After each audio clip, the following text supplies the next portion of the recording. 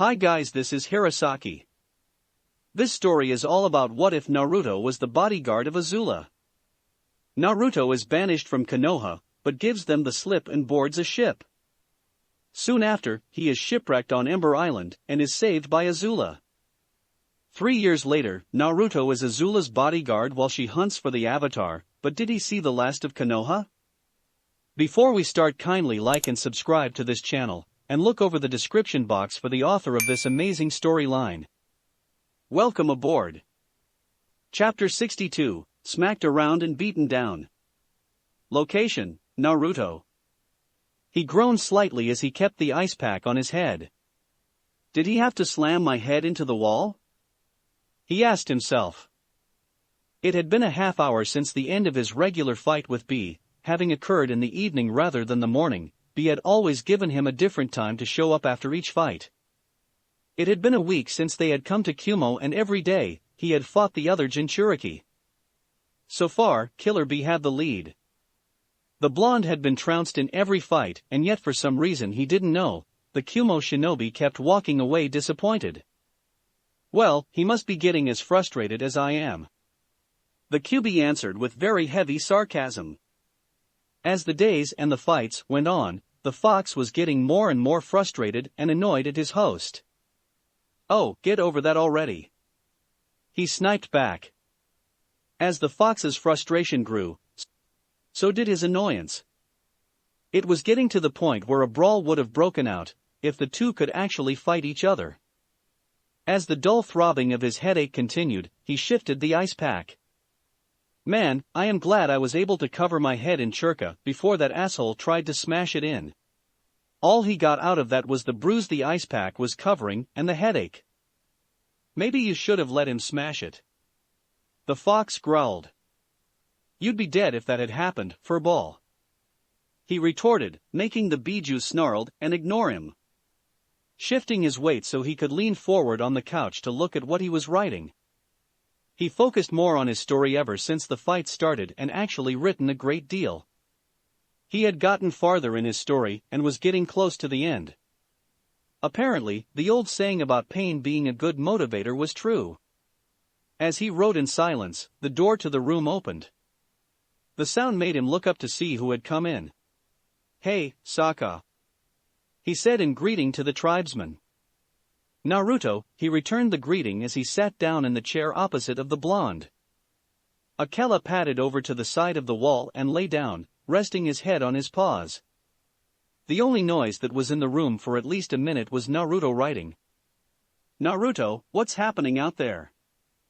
Sokka finally asked him. He looked up with a little confusion on his face. What do you mean? I'm talking about the fights between you and Killer B. They always end the same way. You should have been able to get at least one victory against him.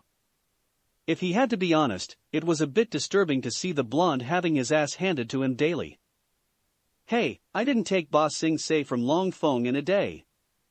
Just give me some time. He said in an assuring tone, trying to make light of the situation. It didn't work. This is a completely different thing, and we both know it. But Sokka said, getting annoyed. Why are you holding back? What makes you think I'm holding back? He asked back. It's not just me. Azula was probably the first one to notice it, but I think FS-sensei knew long fights keep ending the same way, with B leaving either angry or disappointed. The water paragon looked pointedly at the blonde. Why is that? He shrugged. How the hell should I know? You're making it sound like I should know what's going on in B's head. I have a hard time figuring out what he's saying. The man's rapping would have annoyed him, if he knew what he was saying. The door opened again, stopping the conversation as the two looked to see who it was. Hey guys, he said as the rest of Team Paragon walked into the room. Naruto, we need to talk. Jiraiya said without preamble, not bothering to say hello in return. His face was set in a stern expression, and while the others didn't show it, they had the same opinion he did. What exactly is happening between you and B? Oh Kami, not you too, he groaned loudly, putting the pencil down and leaning back against the couch, holding the ice pack steady. There is nothing happening between me and Killer Bee. The guy is just as stubborn as I am, that's all. Bull.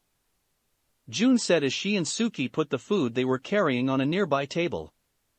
The light of the evening filtered in through the nearby window, but no one paid attention to it. The focus was fixed on Naruto. Something is going on between you two, the bounty hunter declared. There isn't anything going on, he said, unconsciously gritting his teeth. Yes, there is. Azula shot back. I know you, Naruto. I know there is something going on. We were sent here to have something done, and you're doing everything you can to make sure that it doesn't happen. I can tell you what's going on, Jiraiya said. Killer Bee has been trying to make Naruto use the Kyuubi's chakra, and the little idiot here has been refusing to do just that. For good reason, the idiot in question said with a growl, his headache dissipating all of a sudden. And what reason would that be?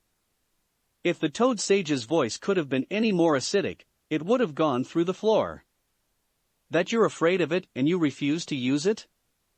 Got it in one, FS-sensei, he answered bitingly. He stood up from the couch and walked over to where the food was, ready to get something to eat, only to have June step in front of him. Come on, June. Can I get some food? I was manhandled out there for the love of Kami. You let yourself get manhandled, Suki pointed out. If I didn't know you any better, I would have thought you're a masochist. It certainly looked that way at the end of the last fight. He had been face down on the ground, groaning. He scoffed at that. I am not a masochist.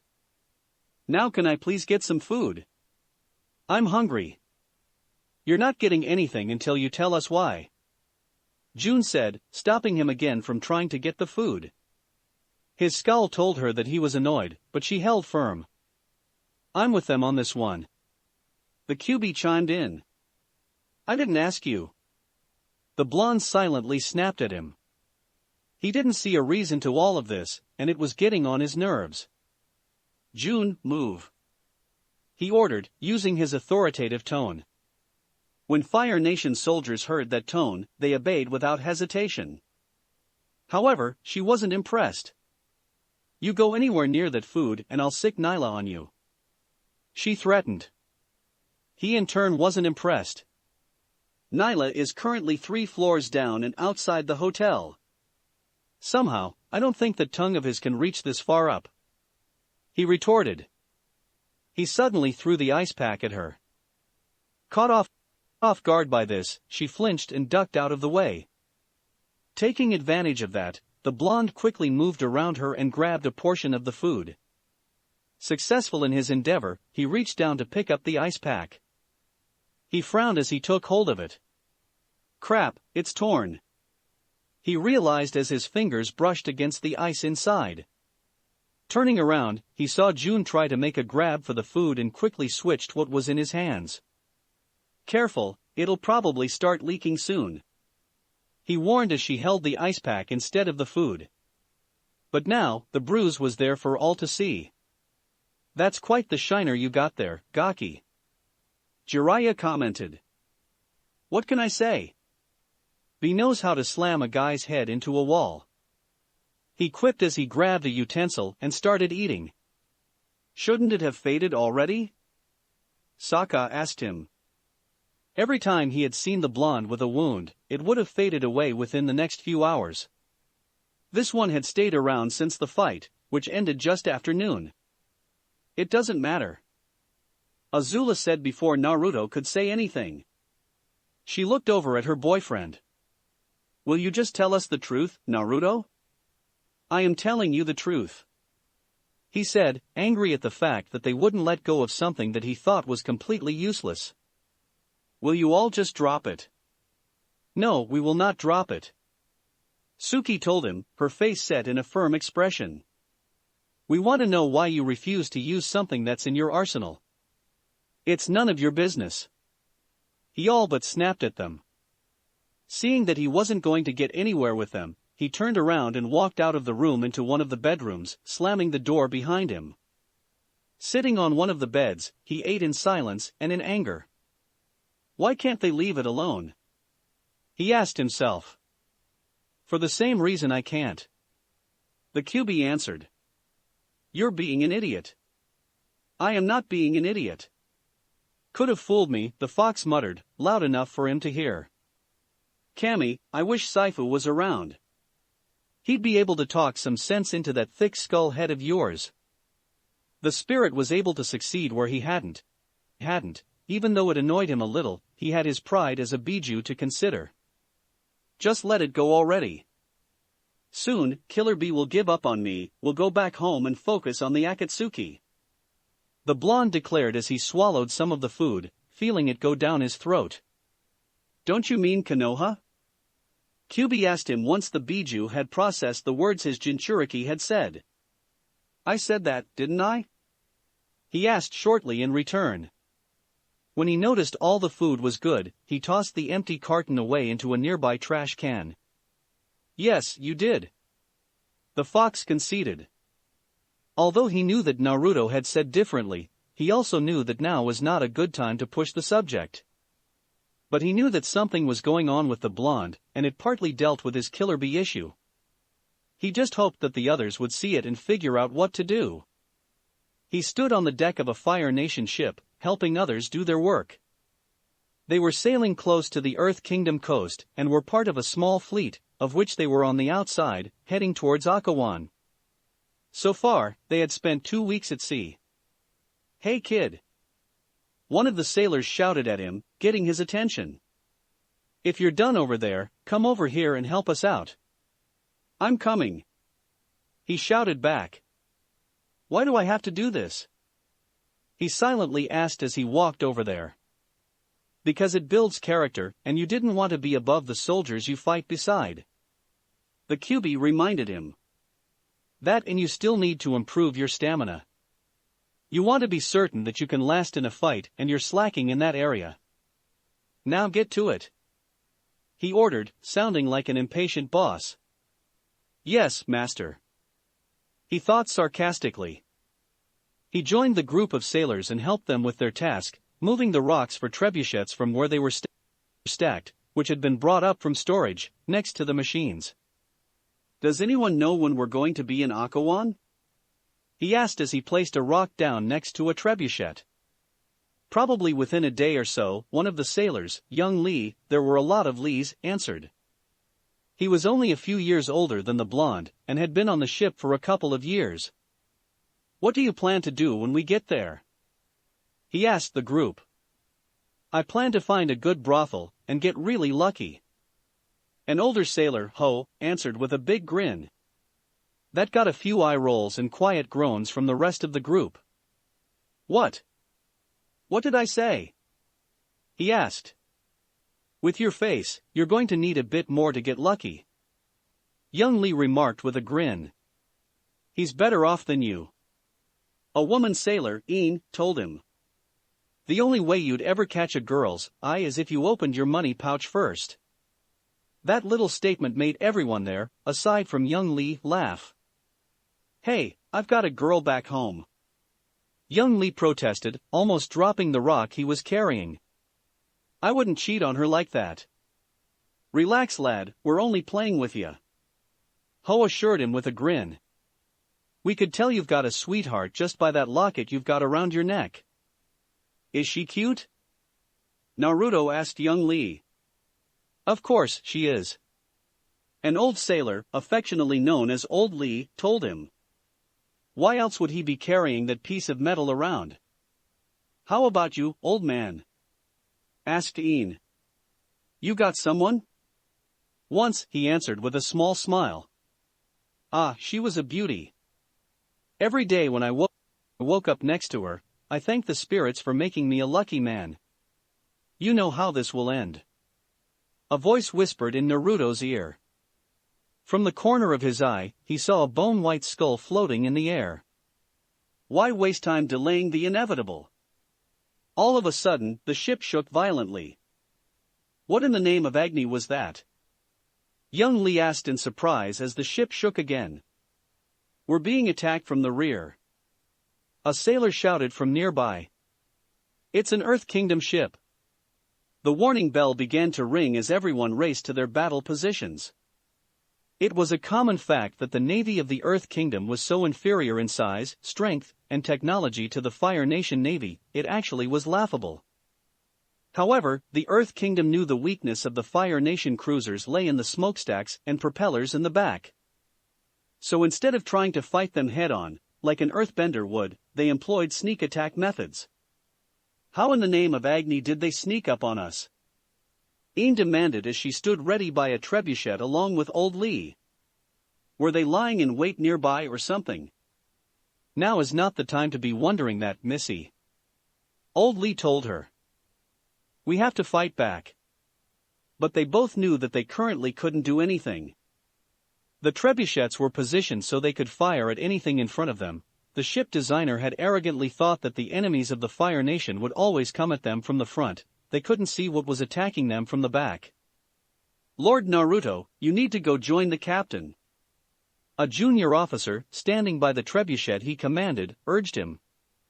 Even though they knew he was the paragon of the Fire Nation and Azula's bodyguard, he had insisted that they didn't call him a lord, which led to him being called Kid.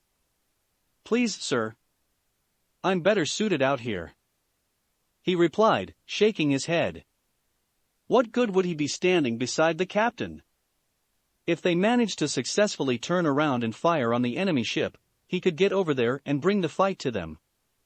As he saw that the ship was slowing turning, he began to ready himself for the fight. But you already know that it won't happen. The voice of the skull said to him. Let's just move on. He was suddenly seeing the world sideways. Realizing that he was on his side, he quickly stood back up. To his horror, he saw one of the trebuchets destroyed and soldiers lay dead among its wreckage. Old Lee had one of the rocks on top of him. Having crushed his torso and face, Naruto could only tell it was him by the tattoos he had on his arm. Ian was also dead, a chunk of wood lodged in her eye. He was stunned to see people he had just been talking to were now dead. Don't just stand there, kid. He distantly heard Ho until he felt his shoulders being shook. We need to move. Ho shouted at the blonde, getting his attention. They managed to take out the propellers. We're sitting turtle ducks. That got his attention and made him move. Others were coming out onto the deck from below, trying to get away from the water leaking in from the bottom, slowly flooding the ship. The ship itself had stopped when it was almost broadside to the Earth Kingdom ship. Firebenders stood at the side, trying to either attack the enemy ship, which didn't really work as it was too far out of reach. The trebuchets were having better luck, but not much, or trying to destroy the incoming salvos of rocks. As he raced over to another trebuchet, he saw something off to the side. It looks like the other ships are turning around and joining us, he said in delight. We're going to be sending those rockheads packing. Ho crowed in victory. The opinion was shared by the rest of the crew, if the cheering he heard was anything to go by. And we both know that didn't last long. The skull said as an almost abnormally large rock sailed through the air, smashing into the smokestacks. So, let's just move on. He found himself kneeling on side of the hull. The smokestacks had exploded, causing the ship to capsize. Ho had been thrown overboard and he hadn't seen him surface. But that wasn't important right now. Come on, get over here. He shouted at nearby firebenders. There are still people in here. He could hear people pummeling on the hull, the sound echoing around him. He couldn't risk using his chakra for a Rasengan, and he didn't have time to pull a kunai out or draw his Jian to augment with wind-style jutsu. The ship was sinking too fast for that. Just hang on in there. He shouted at the hull. Get us out. For Agni's sake, get us out. Someone inside screamed. The firebenders quickly joined the blonde and bent their fire into small, thin blades. They began to cut through the metal, but it was hard going, mostly because they were still being bombarded by the Earth Kingdom ship and the water level was rising. Hurry up. Naruto ordered the firebenders as the water level rose to their waists. The level of noise that was coming from within could only tell them that the water level was rising inside as well. "It's not doing any good, sir," one of the firebenders told him. "The ship's sinking too fast." "Then cut faster," he screamed as he watches the water seep into the cuts they had made, causing them to hear a new chorus of screams from inside the sinking ship. He wouldn't let the people inside die. "I'm sorry, sir, but there's nothing we can do. You can't abandon them." Before they could answer, a boulder splashed down next, causing a small wave to split them apart. The firebenders went under and Naruto was sent further up on the ship. He quickly got back down to the spot where the cuts had been made, but now it was below the surface. Taking a deep breath, he submerged himself and reached for the edge of one of the cuts. He then began to pull, trying to make a hole for the trap to get out. "Why do you bother?" the skull asked him.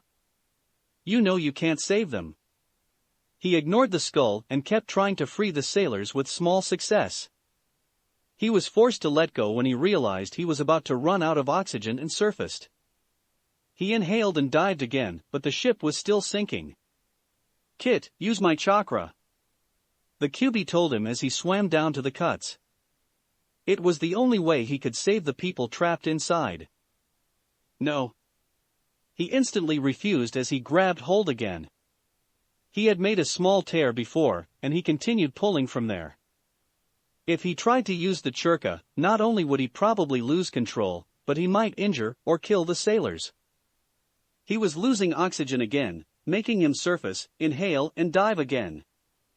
But this time the ship was too deep. "And yet you'll go after it," the skull mused, seemingly knowing what he was going to do. Again, he ignored the skull and tried to swim down after the ship. But strong arms grasped him and held him back. Turning his head, he saw that it was young Lee with a sad expression, but shook his head nonetheless. He tried to struggle to get free, but the grasp remained strong and firm. "Naruto, it's too late," the fox quietly as the ship sank into the dark depths of the sea, disappearing from sight. He stood in the training ground, waiting quietly. The memory of the ship sinking had woken him up long before the sun had risen, and he couldn't go back to sleep. Azula had decided to sleep in a different room. He spent the rest of the remaining time before going out to the field trying to write. He managed to get a few things down, but his dream/memory kept him from focusing. After the survivors of the sunken ship had been rescued, the rest of the fleet had destroyed the Earth Kingdom ship. They had been dropped off at a colony that was still being constructed while the fleet continued on to Akawan.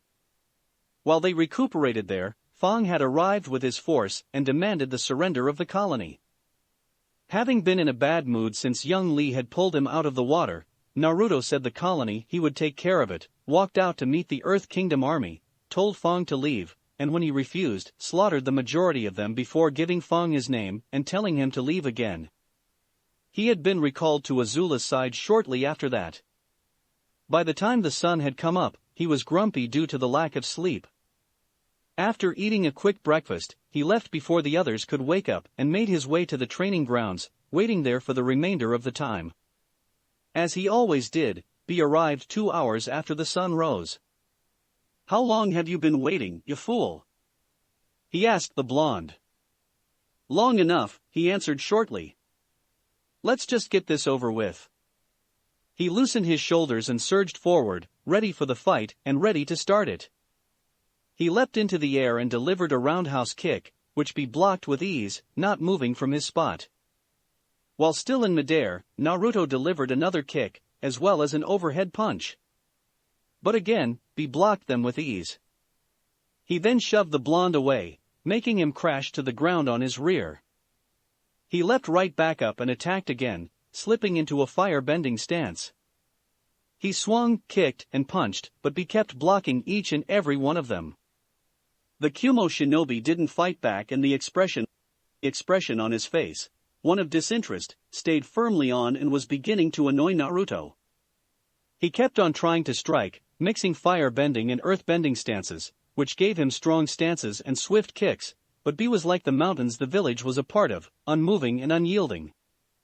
He let it go on for a few minutes, and then shoved the blonde again. "Fight back already!" Naruto shouted him as he stood back up, angry that he wouldn't fight back. "No, I'm not here to play. I'm here to make you listen to what I say," he replied shortly. "How can anyone understand what the hell you're saying when you speak like that?" the blonde demanded.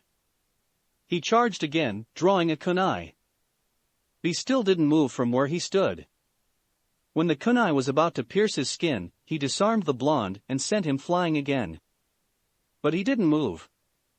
"Use your Bijus chakra, and I might not sock ya," he ordered the blonde. He had been waiting for him to do so for the past week, but he hadn't. While he had to admit that the blonde's stubborn refusal to use the Kyuubi's chakra was impressive, it was also getting annoying. No matter what he tried, the blonde tried to fight him with only his own power. "I will not," Naruto declared. "If you won't do it, I'll make you do it." With no warning, he was cloaked in the red chakra and charged him. Naruto reacted quickly by ducking under and rolling past the charge. But when he got back onto his feet, he saw that B had turned around and was coming right back at him. Caught off guard, he just leapt to the side, avoiding the charge, but still getting slightly hit by one of the chakra tails. It was a small wound, but it was enough to make him hiss in pain. "That's it," the Kyuubi bellowed, surprising the blonde. "You're using my chakra." "What?" "Kyuubi, don't you dare," he silently replied, but it was already happening. He could feel the fox's chakra coursing through him. Even though he wanted to stop the flow, a silent part of him he tried to ignore, his anger, his annoyance, and his guilt all welcomed it. His anger took hold of him and allowed him to take hold of the chakra faster. He focused on B, directing his anger at him. When the chakra coated him completely, he roared and charged at the Kumo shinobi. "It's about time," he thought to himself as he waited for the blonde to hit him. When he did, the two clashed against one another. They tried to move the other, but were kept in lock. The chakra tail that Naruto had sprouted thrashed wildly, but B's remained still and motionless. It was a testament to his control. He soon gained the advantage and swung the blonde into the air, immediately leaping after him. But the enraged blonde wasn't going to let him take out that easily. He swung his hands down and the churka extended, slamming into the ground and holding a good grip. The extended chakra arms shrunk, sending him down to the ground as B sailed overhead. Turning around, he leapt back into the air, and went after the Kumo shinobi. He was faster and was able to grab hold of B. Once his grasp was firm, he pressed down. Their combined weight sent them crashing into the ground faster than B had anticipated. When they hit the earth, they created a very impressive crater. In the midst of the crater, Naruto stood over B. With a roar, he raised his arm and brought it down, intent on smashing his opponent's skull in. It didn't follow through as B was able to carefully and calmly block the attack, gripping the chakra-covered fist with his own. Swinging the arm back, he sent the blonde sailing out of the crater. Getting back onto his own feet, he jumped out of the crater, ready to fight again. He saw that the blonde made another crater when he landed, albeit a smaller one. But Naruto was out of it almost immediately after he made it, charging again at B. His attacks were not what they were when he was in control. They were wild, sloppy, and full of anger. But B was not a raging beast. He was in control and he was able to protect himself against such wild and sloppy strikes. He also noticed that the singular tail Naruto had sprouted had now become two. The brawl, as that was what it had become, raged on. Naruto kept attacking like a maddened berserker. He managed to get in a few hits, but they were small ones and inconsistent at that. He did more damage to the surrounding area than to B. But that didn't matter to him. He just kept on attacking, trying to take out the enemy that stood in front of him, anger and madness spurring him on. "I think I've seen all I need to," B said to himself as he leaned back to avoid a swipe of the chakra claws, back-flipping when another claw appeared out of the red chakra and tried to tear his guts out. Okay, fight's over, he announced as he landed back on his feet, his coat of red chakra disappearing. If Naruto had hurt him at all, he had simply ignored it and kept on attacking. Whoa, boy needs to calm down, he thought as he danced away from the savage strikes of the blonde. Well, you're the one who got him like this in the first place, his Biju, the Hachibi, told him with a little bit of sarcasm. You might want to consider getting him out of it. I'm working on it, Ado. Just leave it to me, he declared. I'm going to pretend that I didn't hear that last bit. He had been with B for a long time, and his Jinchuriki's rapping still irked him from time to time. Hey, you fool. It's time to play it cool, B told the still enraged Naruto. The blonde ignored him. Instead, he roared a challenge and charged again, leaping for the Kumo shinobi. B simply stepped to the side to avoid the incoming leap, but Naruto had used his tails to slow him down. He did this by thrusting them into the ground. When he finally stopped, he turned around and attacked again. When he saw that he was about to be attacked again, B yelped, turned around and ran. He didn't need to look back to know that Naruto was chasing him. He could tell that just by listening, and apparently, the blonde was running on all fours. He ran around the training ground with the enraged Jinchuriki of the Kyuubi right behind. Naruto grinned savagely, his lengthened canines gleaming in the light of the morning sun. His enemy was slowing down and thus by definition, getting weaker. Sensing victory, he leapt forward, ready to tear his enemy apart. But it wasn't going to be. The only reason B had stopped was because he had planned it, right from the yelp. As he heard the blonde leap into the air, he spun around and slammed his forehead into Naruto's. The entire training ground was filled with the sound of a loud smack. As the sound faded away, dying quietly after echoes repeated it, the red chakra on Naruto dissipated. The blonde fell to the ground, completely unconscious. B stood over him, panting slightly. The kid had put up quite a good fight while he had been using the Kyuubi's chakra. Sure, he had fought like a berserker who had lost control as well as a wild beast, but that could be taken care of. If it ever happened again, he would just use the traditional way of getting a Jinchuriki out of that headbutt. Location, Team Paragon. Morning, Sokka yawned in greeting as he walked over to the small kitchen, intent on feeding both him and Akela. Morning, Gaki, Jiraiya said in greeting as he drank the coffee he had. In front of him was some of Naruto's story. He was going over it and making notes about certain things. He was Naruto's unofficial checker, as he wanted the book to be a good one when it was finally released. How's the thing looking? June asked from where she leaned against the wall. She had already eaten and made sure Nyla had too, keeping the Shersha company. Jiraiya made a non-committal noise in his throat as he kept looking things over. Is that good or bad? She asked. It means I'm still looking it over, he said shortly. He wouldn't give an actual opinion until he was done, and he would give it only to Naruto. Has anyone seen Naruto?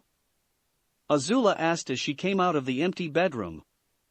After Naruto had disappeared the previous night, she had decided to bunk with June, which included a 15-minute lecture of "This is my side of the bed" from the bounty hunter. You mean he's not in there? Sokka asked as he sat down at the table and began eating. Akela also ate his own breakfast with the same gusto as the tribesman, energetic, but subdued. She shook her head in the negative. The bedroom had been empty. Maybe he's already out fighting Killer Bee? Suki suggested. B did tell him to meet him out on the field 2 hours after the sunrise this time around. And we did sleep in a bit, Jiraiya absently commented, glancing up at the clock. Everyone else did and saw that he was right. It was well past the designated time. You think he'll be okay? Sokka wondered aloud. He'll be fine, June declared. He's a stubborn bastard. Yeah, but with the past week, I don't think that stubbornness of his will last much longer. Especially since his temper's been getting shorter after every fight. The water paragon pointed out. His stubbornness will outlast his temper. Azula said confidently. I trust him to be able to do that. She knew that there were many times early in their relation as bodyguard in charge that she deliberately tried to make him annoyed or angry, all in the hope that he would give her a reason to make him leave. But his stubborn refusal to do so made him suppress his anger at her, and he stayed. In the end, she had accepted the fact that he wasn't going anywhere, which she was grateful for nowadays. Perhaps it might.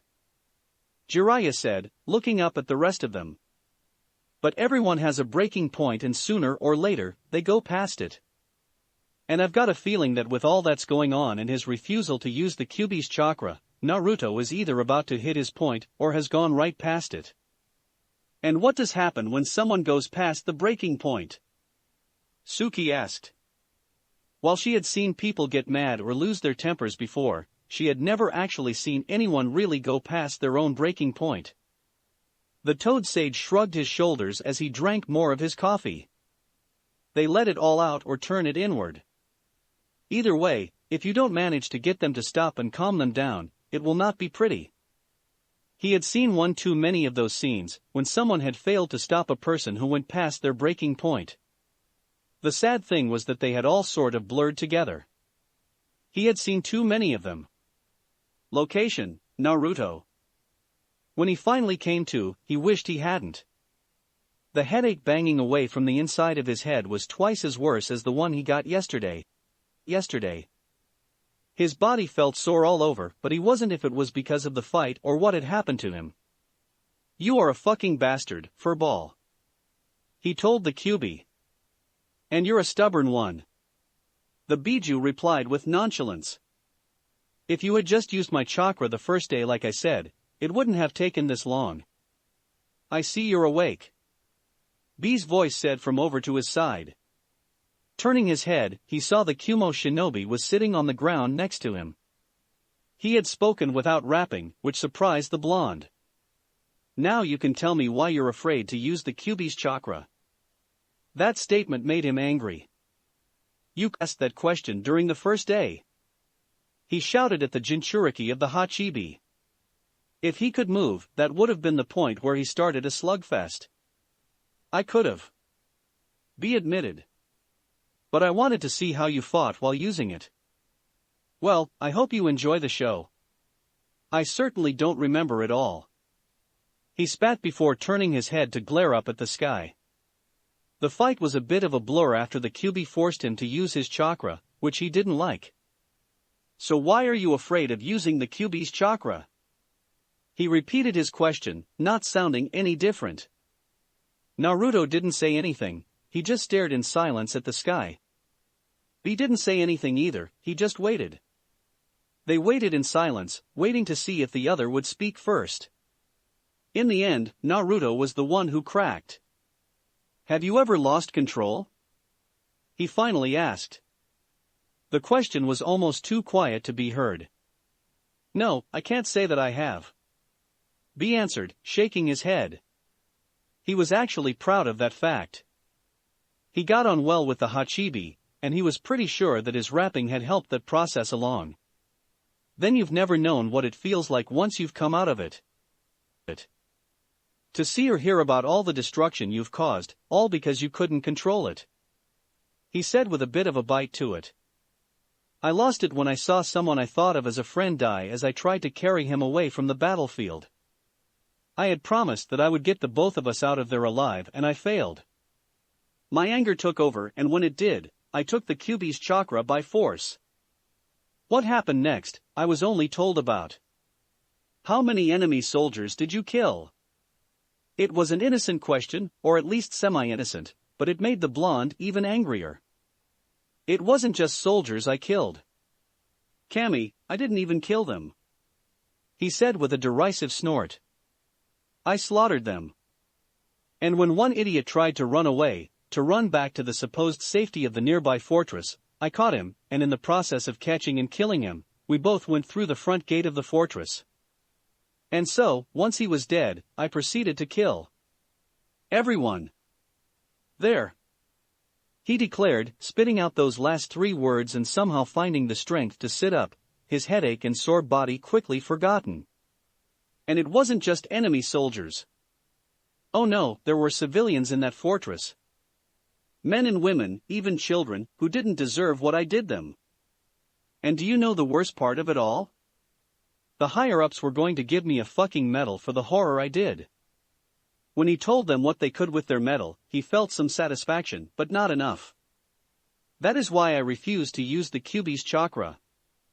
So I would never have to do something like that again. He may have said that, but it was also because he would never have to feel that level of guilt again. He stayed silent throughout the rant. When Naruto was finally done, he kept silent for a minute. I'm sorry. He finally apologized. The blonde scoffed when he heard that. You're sorry? Sorry for what? Were you among the dead I killed in that fortress and somehow managed to come back to life? He asked scathingly. The Kumo shinobi shook his head. No, I'm sorry about not asking you on the first day. You were right, I should have done that. But when you told me that you didn't want to be trained, I was determined to make you use the Kyuubi's chakra. To see how you fought in that. Why? Why would you want to see something like that? Just look around us. The training ground was completely ruined and riddled with craters, deep claw marks, and lots of churned-up rocks. This is what happened because you wanted to see. I always believed the best way to learn was to see or do it yourself. The Kumo shinobi told him with complete seriousness. I could never sit still for those lessons that came from books and the classroom. Naruto was silent for a minute. I was like that once. He finally admitted. At least, until the fox had all but beaten it into my head that I needed to read the books. Wow, my Biju never did that to me. He noted. Well, I was in the midst of a war I had voluntarily joined, and I didn't have another shinobi around to help train me. The blonde replied, being a little sarcastic. So, I had to ask the fox to help train me. And you were quite the stubborn student. The Kyuubi commented. You shut up. I'm still annoyed with you. He told the fox. The Biju decided to not say anything else, and kept his mouth shut. That must have been rough. B commented. When he heard, the blonde couldn't help but bark out a laugh. That would have been putting it mildly. But it all worked out in the end. I'm still here, alive and kicking. Not to mention mentally scarred and plagued by nightmares when his girlfriend wasn't with him, but he wasn't going to mention that to someone he didn't really know. And that's what I'm trying to make sure you stay like. He told Naruto. I'm not asking you to use the Kyuubi's chakra as a crutch. What I'm asking for you to realize that it could possibly be a potentially powerful weapon in your arsenal. I've got enough of those in my arsenal. Naruto remarked. His ability to soulband, the Raisin Shuriken, and that one Uzumaki Kenjutsu came to mind when he said those words. What I want to give you could do more, a lot more. If you stop being afraid of the chakra, and take the chance to properly use it, the two of us could work together, and send the Akatsuki packing. You'd still have to run that little idea past your brother. The Hachibi commented. And I think we both know how that will turn out. The Raikage would say no, and that would be the end of it from his point of view. We'll worry about that when we get there. B told him, mentally waving it off. You're not planning to tell him, are you? His Jinchuriki's silence was all the answer he needed. Don't blame me when you get the iron claw when he finds out. He ignored his Biju, focusing on the blonde sitting on the ground across from him. So, what do you say? Will you let me train you and make those Akatsuki guys pay? He asked, slipping back into his wrapping. Naruto sat in silence, thinking it over. As much as he feared the Kyuubi's chakra, he also knew that could help tremendously in a fight, or to even save his life. But that fear still lay within him. It carried a risk that seemed almost too dangerous. Is it worth it in the end? He finally asked B. Is it worth the risk? Yes. Yes, it is. The shinobi of Kumo assured him. And with me around, there won't be a risk. He held out his fist and kept there, in front of Naruto, but not close enough to make it seem dangerous. So, are you in or out? He hesitated for a moment, still unsure because of his fear. But he pushed it down. This was something that would probably never be offered again. He had to that chance. He slowly his own fist and placed it against B's own, feeling a bit awkward about it. But when he saw that B was smiling, he smiled back. Yeah, I'm in and you make good on it. If not, then you will be on the short end of the stick. He told B, rapping back at him. B's smile turned into a grin. Now that's a promise I intend to uphold. Because if I don't, odds you'll knock me out cold. Fool, you fool. While they were both grinning like lunatics, neither one of them heard their own respective biju give an audible groan, either that, or they ignored it. Chapter 63, Ambushed and Being Too Late. Location, Naruto and B. And here we be at Unreikyo. B announced as they climbed up the last few steps. I hope you'll enjoy your brief stay here, Naruto. They stepped up onto a wide circular plateau that had another set of stairs at the other end. Aside from that, they had quite the view of the surrounding area. It's a nice place, B. Naruto assured him, meaning every word of what he said. All around them were mountains that were cloaked or partially covered by clouds. Aside from a few paths below them, the rest of the valley floor was covered in water. Idly, he wondered how cold the water was down below. But for some reason, he had a niggling feeling of discomfort in the back of his head. But did we have to leave the others behind at Kumo? When my brother says go, we must obey. Besides, I want some time alone with you, is that okay? He replied. The blonde made a face at him. First off, I don't swing that way. Second, I have a girlfriend. That part bugged him a little.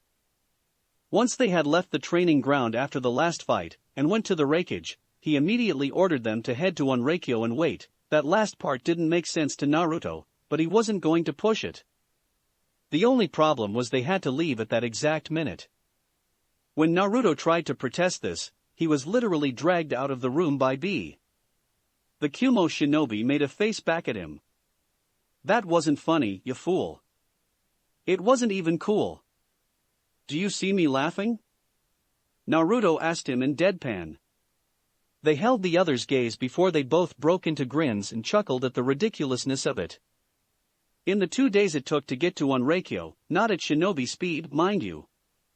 There was no rush, the two shinobi had gotten to know each other better. It wasn't a master-student bond by any means. It was more like an easy camaraderie, mostly due to the fact that they both had a biju inside themselves. So where are we camping out while we supposedly wait here? The blonde asked, looking around, that niggling feeling still itching the back of his head. We'll be living up there. B pointed up past the next set of stairs. My crib is up those stairs, where it's nice, cool and the dark eases your cares. You live in a cave. Naruto summarized. It sounded like that to him. But I'm not one to judge. I once spent 3 months living in a trench network for a siege that was supposed to only have taken a week. Ironically enough, he remembered those months fondly. He had met some decent people in those trenches. What was that like? He asked. Throughout his entire career as a shinobi, he had never been in a trench. Then again, he didn't need to be in a trench. So, he was a little interested. You must have some killer stories about those days and nights. There were a few. One of the things you learned quickly there was when someone said we had rocky weather that either meant the trebuchets were going or the earthbenders were up and about. Either way, it meant you had to keep your head down and move quickly. He smiled as he remembered something. But there was always that one guy who would find a good spot to watch and give us a running commentary. He was so good, some of the higher-ups thought there was an earthquake going on, but actually it was just the entire trench network laughing our asses off. The man was really that good? It was just the way he spoke during the entire thing. It's hard to imitate him without cracking up myself. He admitted. Believe me, I've tried. B let out an impressive whistle. That was truly a story was worth listening to later. But currently, he wanted to get to work. Let's get going so I don't end boiling. We may not be able to do much here, but I want to be sure you'll get clear. He told Naruto before he started making his way over to the next set of stairs. Clear of what? Naruto asked him. He didn't answer, making the blonde roll his eyes and go after him. As he walked, that feeling he had started to get worse. He could almost swear that there were eyes watching both him and his fellow Jinchuriki. B, stop for a moment. He told the other shinobi. He did and turned around to look at the blonde. What is it? Fool, you fool. He asked. Just hold on. He knelt down, closed his eyes, slammed his fist into the earth and felt the vibrations that were all around him. I thought so. He said after a minute of kneeling like that, standing back up. What is it? B asked, already on edge and ready to move or attack. We're not alone here. Location, Team Paragon. How close are we now? Sokka asked as they made their way across a mountain pass. They had found out about Naruto leaving about a half a day after he did, and they had left immediately. I'd say maybe 3-4 hours away. Jiraiya answered as he led the way, looking briefly at the map. The path was wide enough for 2 caravans to pass side by side. It was a bit hemmed in by the 2 mountains looming over them, but it was nothing really to worry about. According to Mabui, this part of the trail was safe from possible avalanches. It was about a day away from the village when the younger members of the team remembered that they should have asked which spots weren't safe. Good, because Naruto and I are going to have a talk, Azula said with an annoyed scowl. Still annoyed he left without telling you, huh? June asked from atop Nyla. The Shirshu was helping the Toad Sage find the path Naruto took, or as the bounty hunter had put it, he's looking for his target practice. Would it have hurt to at least leave a note? She asked back. That much wouldn't have killed him. Trust me. That idea doesn't always work. Jiraiya told her without turning his head to look at her. I made that mistake once and I was forced to spend the next 5 years hiding in another country, because of one incredibly clingy lady. He suppressed a shudder as those memoirs resurfaced. That was one scary lady. If I didn't know your track record with women and what happened during that 1 month in Ba Sing Se, I might have felt pity for you, FS-sensei. Sokka told him in a dry tone. It was hard, really hard, to feel pity for the shameless super pervert when it came to the opposite sex. This time, he did look back. That's easy for you to say, Sokka. You managed to find love when you were young. His tone was almost resentful, like he was jealous of what the tribesmen had. But there was something else there as well. There was a touch of sorrow in his voice. However, only June noticed the sorrow. Are you regretting something by any chance, Jiraiya? She asked, half playful and half curious. A past flame, by any chance? That would be none of your business. He told her shortly. She took the hint and didn't push it. They continued to make their way through the pass, the sounds of their feet echoing back and forth between the 2 mountains. It was a somewhat hurried pace as they wanted to hurry and reach Naruto before he disappeared on them again. But as they came to a turn, they saw someone that they didn't want to see. Hello. Toby casually greeted them. He stood in their path, along with another member of the Akatsuki. The team instantly went on their guard. What are you doing here? Sokka demanded as he drew his Zanpakuto. Akela was at his side with his fangs bared and hackles raised. We're standing in the middle of the road, dipshit. The other Akatsuki member told him, hefting the red, triple-bladed scythe he carried onto his shoulder. Now, Haydn, they weren't asking us about that. Toby admonished him. To answer your question, we are here to stall you. What? Suki asked, confused. You hurt me. The Akatsuki are well aware that the Jinchuriki of the Hachibi and the Kyubi are out of Kyumo. And since we can't have you going to there to keep them safe at the moment, you need to be stalled. He explained, being a little insulting while he spoke. But what he said alarmed them. They sent someone after Naruto and B. They all realized. Move aside. Azula ordered, slipping into a fire-bending stance. Did you not just hear what I said? The masked shinobi asked her. You need to be stalled. Why would we move aside? So, you're going to fight us? June asked as she uncoiled her whip and Nyla hissed, readying his tongue. A chuckle that infuriated them came from behind the mask. Me? Oh no, I have much more important things to worry about than fighting you people. No, Haydn here will be taking care of that. He pointed to the other Akatsuki member. I was just here to make sure you all realized the situation. Baya.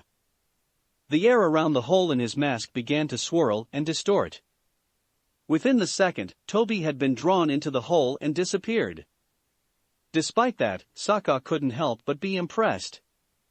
That's a neat trick, he stated. I wonder how he does that. Not the time, Saka. Jiraiya told him. We need to get to Naruto and B. You'll have to get past me first, morons. Haydn said with a smirk, taking his scythe off of his shoulder. But before we do, I must pray. He reached into his cloak and pulled out a set of prayer beads. At the end of the beads was a symbol of a triangle inside a circle. The cult of Jashin, exclaimed Jiraiya when he saw the symbol, his eyes going wide in surprise and anger. I thought that cult was destroyed. You thought wrong, old man. He sneered before closing his eyes and lifting the prayer beads. Saka didn't waste any time. When he saw Haydn's eyes close, he lunged forward and plunged his Zanpakuto into the Akatsuki's chest, stabbing the heart. Let's go, he told the others as he pulled his Zanpakuto out of Haydn's chest. They all quickly moved past the body, intent on getting to Naruto. But when they heard the sounds of something moving, they turned around and saw the Akatsuki stand back up. Ow, that hurt, he told them with a bored expression, even as the wound in his chest still leaked blood. Didn't you know it's quite rude to attack someone when they're in the midst of praying? Location, Naruto and B. Whoever's out there had better show themselves right now. Naruto shouted aloud, his voice echoing throughout the valley. Both he and B were on their guard, waiting for any attacks.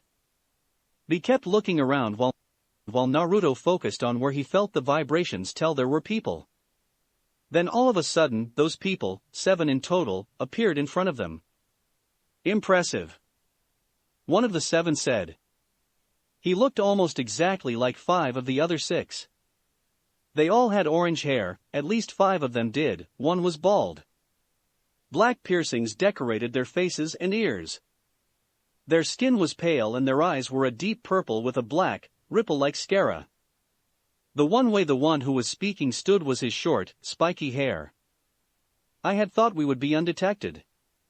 I remember you, B declared, looking at the 7th person. You were there at the Chunin exams and everyone thought you were there to take my Biju. My name is Conan, in case you've forgotten. The blue-haired woman told him without batting an eyelash. She stood slightly apart from the other 6, giving them more room. Then who are they? Naruto asked, looking at the other 6. We are Pain. The one who spoke before answered simply. And we have come for you both. Without saying anything else, 4 of the 6 lookalikes charged forward while Conan and the other 2 held back. Naruto and B leapt to different sides, both throwing kunai at them. The one who spoke raised his hands and whispered Shinra Tensei, heavenly subjugation of the omnipresent god. A barrier of sorts appeared around them and repelled the kunai, sending them spiraling back at the people who threw them. What the hell? How can he do that? Naruto silently demanded as he ducked to avoid the kunai coming at him. I've never seen the jutsu like that before. I have. The Kyuubi told him. There was nothing that indicated to Naruto that the fox was joking. If anything, he sounded stunned and shocked. And I know those eyes. Are you sure? He had figured out that they were akin to the Sharingan and the Byakugan, but that was about it. Of course, I'm sure. The Biju snapped at him. That's the Rinnegan, and the last person I knew who had it was the Sage of the Six Paths. Had he not been in combat, he would have stopped. How deep of a shit are we here? He finally asked after a minute. If you make a mistake, you're dead. The fox told him shortly. Is anything way you could help us out here? You're the one who told me repeatedly to gather information on your opponent. He pointed out. It's also been quite some time since I saw the Rinnegan in action, Kit. I'll try to remember what I can, but I'm not the only Biju here. Oh right. He made his way over to B, deflecting strikes from the bald one, who threw some fairly good punches. If he wasn't careful, one of his arms might have been shattered. He drew the bald one's attention away with a flick of his hand, and then directed a kick at his head with enough force behind to send it flying. And it would have worked, had he suddenly ducked his head down. Naruto would have paid more attention to it, had he not been trying to get B. The second the head ducked, he was over towards the Kumo shinobi. B, pump the Hachibi for info. He told him. They know those eyes. The kid's right. The Hachibi agreed. He started filling his Jinchuriki in, creating a small distraction. And that small distraction was the one who spoke needed. Bansho Tenin, heavenly attraction of all of creation. He intoned, raising his hands. Suddenly, something that felt like a cold hand grabbed hold of them, and started dragging the two towards him. Not good. Not good. Not good. Naruto chanted as he tried to drag his feet and slow down. In the end, he pulled out a kunai with wire rope attached to the hilt and threw it behind him. When he heard the kunai strike the ground and felt the wire rope tightened up in his hands, he held onto the rope with all he could. Out of the corner of his eye, he saw that B was pretty much doing the same thing, only with his swords instead of a kunai. They steadied themselves once they felt the grip disappeared. Naruto hissed in pain as he let go of the wire rope, as it had bitten into his skin. But he now knew something about that one. So, you can attract something with a jutsu or repel something with a different jutsu. He thought to himself. But can you stop another jutsu?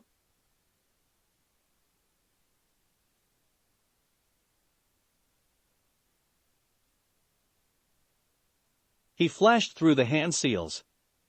Futon de Tapa. He inhaled and breathed the jutsu straight at the one who spoke.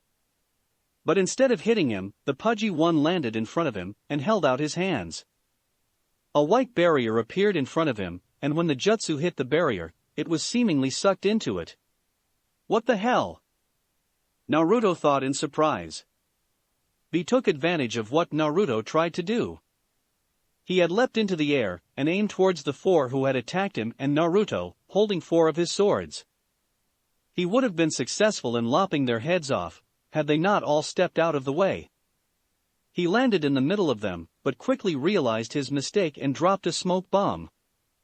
As the four who were caught in the smoke stumbled around, he got out safely. The pudgy one came out of the smoke, seemingly chasing blindingly after B. But although B still had his back turned, Naruto saw him come out and reacted instantly.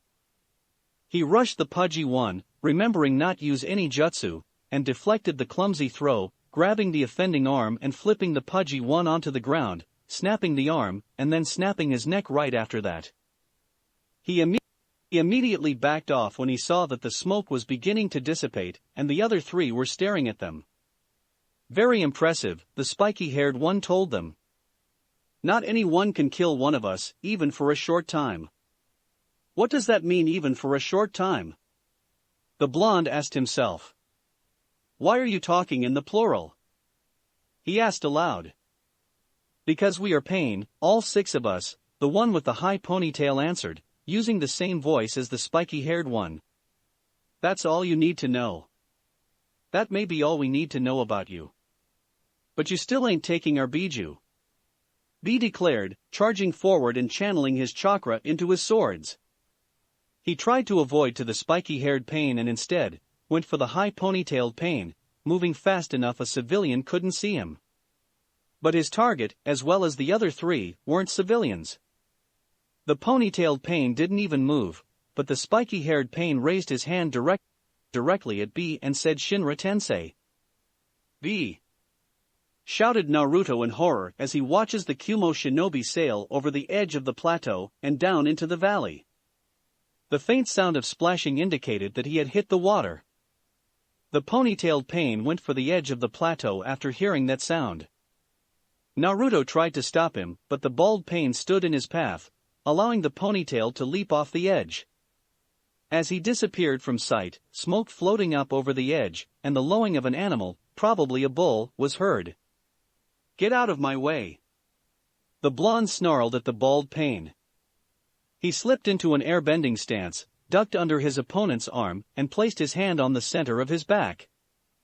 With his other hand, he pulled back and delivered a punch that would have sent the head flying off of his shoulders, which the blonde can attest to, having done it several times during the war.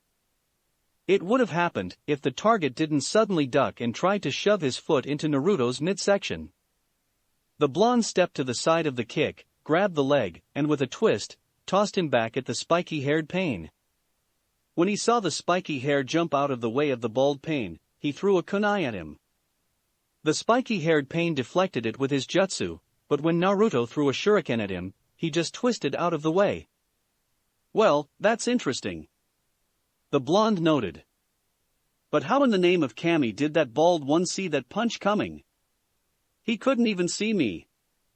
That's because they can all see what one sees. The Kyuubi exclaimed, like he had just remembered that piece of information, which he probably did. What does even that mean? He demanded. When B tried to attack from above, the 4 he was aiming for couldn't see him, and yet, they were able to avoid his attacks. The fox explained. I remember that part. That's because those other 2 standing next to the blue-haired woman saw him. And since the first 4 could see what the other 2 could see, they saw him coming down and promptly avoided the attack. The same goes when you tried to take the bald pain's head off, the other pain saw it and therefore, the bald pain saw it too. And when the pudgy one came out of the smoke, he was all but blinded, and the other 5 were either inside the smoke or couldn't see past it. He realized. I need to force them apart and fight them one-on-one, that'll beat these pain guys. You think you can sick a bull on me? B's voice, which sounded a bit deeper than usual, echoed up from the valley behind him. You fool! The bull is Killer B. The sounds of large amounts of water moving as well as something being slammed into one of the mountains filled the air. Location, Teen Paragon. What in the name of the spirits? June asked as they all stared at Haydn and the wound in his chest. He should be dead. When he heard that, Haydn scoffed. You can't kill me. I am Lord Jashin's divine instrument on earth. You are just his sacrifices for this battle. Now just stay still and die. He charged forward with a manic grin on his face. Nyla, knock him down. Barked June. The Shirshu instantly lashed out his tongue and tried to sting the Akatsuki member, only to have his tongue knocked aside by the scythe. Haydn ignored both the bounty hunter and the Shirshu. He jumped over Akela when the wolf tried to go for his leg and swung his scythe at Jiraiya. The toad sage rolled out of the way of the scythe and swung his hair at Haydn, the hair itself lengthening and sharpening. It managed to tear a chunk of skin off of the Akatsuki member, but he paid it no mind. Instead, he still went after Jiraiya. Both Sokka and Suki stood in his way, his Zanpakuto and her fans at the ready. Fans? Asked Haydn as he looked at her. You're trying to stop me with fucking fans? I'm almost insulted. He swung the scythe down, separating them. Suki closed her fans, and went for the hand that held the scythe. 2 quick strikes on the hand made Haydn hiss and released the scythe's handle. But when he released the handle, they all saw that there was a cable attached to the end of it that went up his sleeve. Sokka gripped his Zanpakuto with both hands and swung down, intent on separating the scythe from the cable. Seeing what he was about to do, Haydn grabbed hold of the cable and yanked back on it. The scythe, which was on the ground, went back up into the air and into hand, allowing Sokka's swing to hit nothing but the ground. Haydn, wearing a grin again, raised the scythe. But that was as far as he got. Suddenly, he couldn't move the arm. What the fucking hell? He demanded, looking up at his arm. He saw a whip wrapped around it and was held taut, preventing it from moving. He followed the whip and saw that June was holding the other end of it.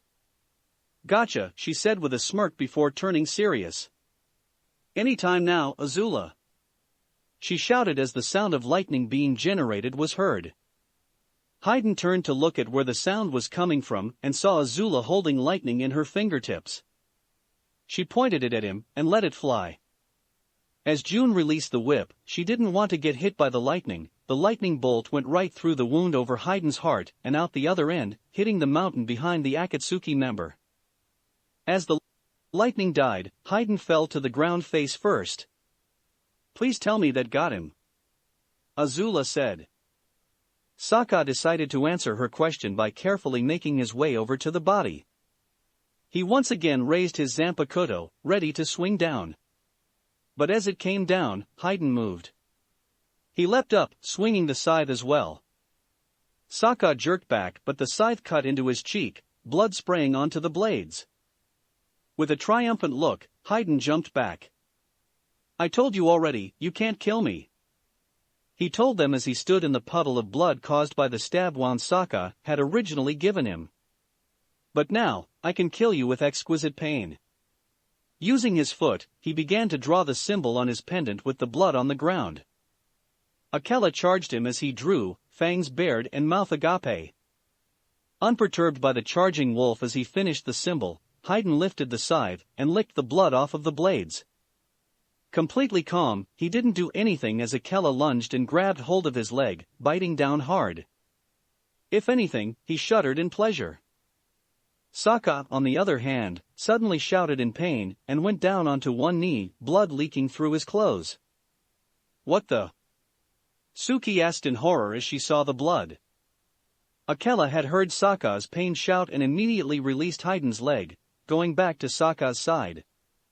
Hurts, doesn't it? Haydn asked, turning the attention back to him. His skin had turned completely black. The only other color on his skin was white that gave him the appearance of a skeleton of sorts. He still held the scythe in one hand, but in the other hand he held what looked like a black stake. But it's the best kind of pain. It's the kind that'll make you meet the gods. And now since I've cursed you, you can feel the pain again and again. With a flick of the stake, he opened the front of his cloak, revealing that he wore no shirt. He lightly trailed the stake across his chest, drawing blood and moaning with delight. But while he moaned, Sokka hissed as a line of blood began to seep into his shirt. Is this blood bending? The tribesman asked through gritted teeth, remembering the nightmare that was Hama and her monstrous ability. Blood bending? Repeated Haydn with a derisive snort. I don't know what that is. But this is something much more pure. This is the ultimate jutsu of the cult of Jashin. He raised the stake once more. Now die in beautiful agony. He brought the stake down, aiming for his own torso. They didn't know what he was trying to hit, as Suki immediately rushed and tackled him, knocking him out of the symbol on the ground and changing his skin back to normal. She immediately got off, which allowed Azula to move in with fire bending and force him away from the symbol. This was tempered by her attempts to avoid being cut by the scythe. Haydn fought back, using both the scythe and the cable it was attached to. It turned out that the cable was able to extend to a length that it made a flexible shield protecting Haydn. However, since she was a skilled fire-bending with pinpoint accuracy, that didn't mean much to Azula. The trade-off was that the scythe was just as flexible, forcing her to watch her back. June and Nyla tried to join the fight, but the cable shield negated both June's whip and Nyla's tongue. The scythe also kept them at bay, mostly because they couldn't keep track of it and neither of them wanted to get hit by it. Suki, realizing that Azula was fighting Haydn alone, quickly came to her side. "I'm gonna borrow these," she told Azula as she yanked the daggers out of their sheaths. Properly armed, she started cutting through the cable, making the shield slowly disappear. "Hey, stop that, bitch!" Haydn shouted at her, annoyed at the loss of cable. He grabbed hold of the scythe before one of them could kick it away from. Armed with both scythe and stake, he attacked both of them with renewed vigor. They retaliated, while also avoiding his strikes. They managed to give him some gashes, cuts and burns, but he looked like he didn't care. "Come on!" he screamed at them. "Is that all you have?" They paid him no heed, they just focused on attacking him. Jiraiya, having bandaged Sokka's leg, gave them support by throwing both kunai and shuriken at Haydn while occasionally using his hair to force the Akatsuki member back. "Sokka, can you stand?" he asked the tribesman, having joined the fight right after he had bandaged the leg. "Yeah, I can," Sokka answered as he stood up, slightly favoring one leg over the other. Thankfully, Akela didn't bite down too hard on that bastard's leg. The wolf in question lowered his ears when he heard that. "I'm not blaming you," Sokka assured him when he saw the ears. "Can you fight?" the Toad Sage asked him, bringing his attention back to the battle. "Not with Suki and Azula going against him," he answered with a small shake of his head. "I'd just be in the way." "Then use your brain and figure out what that jutsu does," he ordered as he swung his hair at Haydn, making the man lean back to avoid it. He didn't manage to avoid all of it, the hair managed to take off a chunk of skin. "I thought you knew what it does." "You're the one who knew he was a part of a cult." "That's all I knew. I was led to believe that the cult of Jashin was destroyed during the First Shinobi World War." "Hey, less talking and more analyzing please," June shouted at the two of them. Both she and Nyla had decided to join the fight now that the cable was gone. But they still kept their distance, due to the stake and the scythe. Okay. Sokka took a breath to steady himself. Obviously, the symbol he drew was an important part of whatever that jutsu did. He said, mostly talking to himself. When Akela went for him and his leg, he didn't even move. His skin also did that weird thing when he was inside the symbol, and changed back when Suki knocked him out of it. But how does that coincide with me having the exact same wounds he did? He asked himself. Wait. Once that scythe of his nicked me, he drew back onto the symbol. His skin turned after he licked my blood. Guys, keep him away from that symbol. He shouted at the girls. He can only use the jutsu of his when he's tasted someone's blood and is standing that symbol. So the damn brat figured it out. Haydn thought to himself in irritation. You could do that, he said aloud. But then again, you're assuming that I can only use one at a time. With the surprised everyone, he managed to cut both Azula and Suki with the stake and scythe. He knocked them down and took a few steps back. Slicing open the back of his hand, he let the blood pool beneath him and started drawing the symbol, licking the blood off the scythe in the process. Now then, he said as he finished the symbol and his skin turned back with the white skeletal image. Let's try finding the pain again. Location, Naruto. He carefully eyed the remaining panes as the sounds of a fight went on behind him. He didn't dare look behind him, lest one of the panes try to attack him. All he could see was from the corner of his eye, and that told him he had become something large, brown, and had tentacles. So, who do I try to take out first? He asked himself. Go for the one you already know most. The Kyuubi told him, indicating the spiky-haired pain. You already know that he uses two jutsus that can either repel or attract an object, and you know he can't use it constantly. He can't? The blonde asked before remembering the shuriken. Right, he can't. But the question is, how is there a delay between uses? Well, why don't you find out? The fox couldn't help but inject sarcasm into the question. It kinda demanded it. And be careful. Remember, they can all see what one sees. Also, I think one of them can do something with the dead. You're telling me this now? He almost shouted at the Biju. But rather than rant, he created a clone to sick on the bald Pain, and then threw a kunai at the spiky-haired Pain with one hand and threw a smoke bomb with the other. The bomb flew overhead and landed in front of Conan and the last Pains, exploding in their faces and obscuring their vision. Shinra Tensei. The spiky-haired Pain said as the kunai got closer, lifting his hand in its direction. The kunai was repelled, but Naruto threw another kunai at him. This time, he dodged it. Naruto instantly threw a shuriken at him. 1, 2, 3, 4, 5. The blonde silently counted down as the shuriken sailed through the air toward its target. When he had reached 5, the spiky-haired Pain lifted his hand and repelled the shuriken. So, 5 seconds is the limit. Talk about close calls. Not wanting to hear the fox lecture him, which he had done several times before, even in the middle of a battle, he immediately charged forward at the spiky-haired Pain, slipping into an airbending stance. The spiky-haired Pain manifested a black rod from within his sleeve and tried to pierce Naruto with it.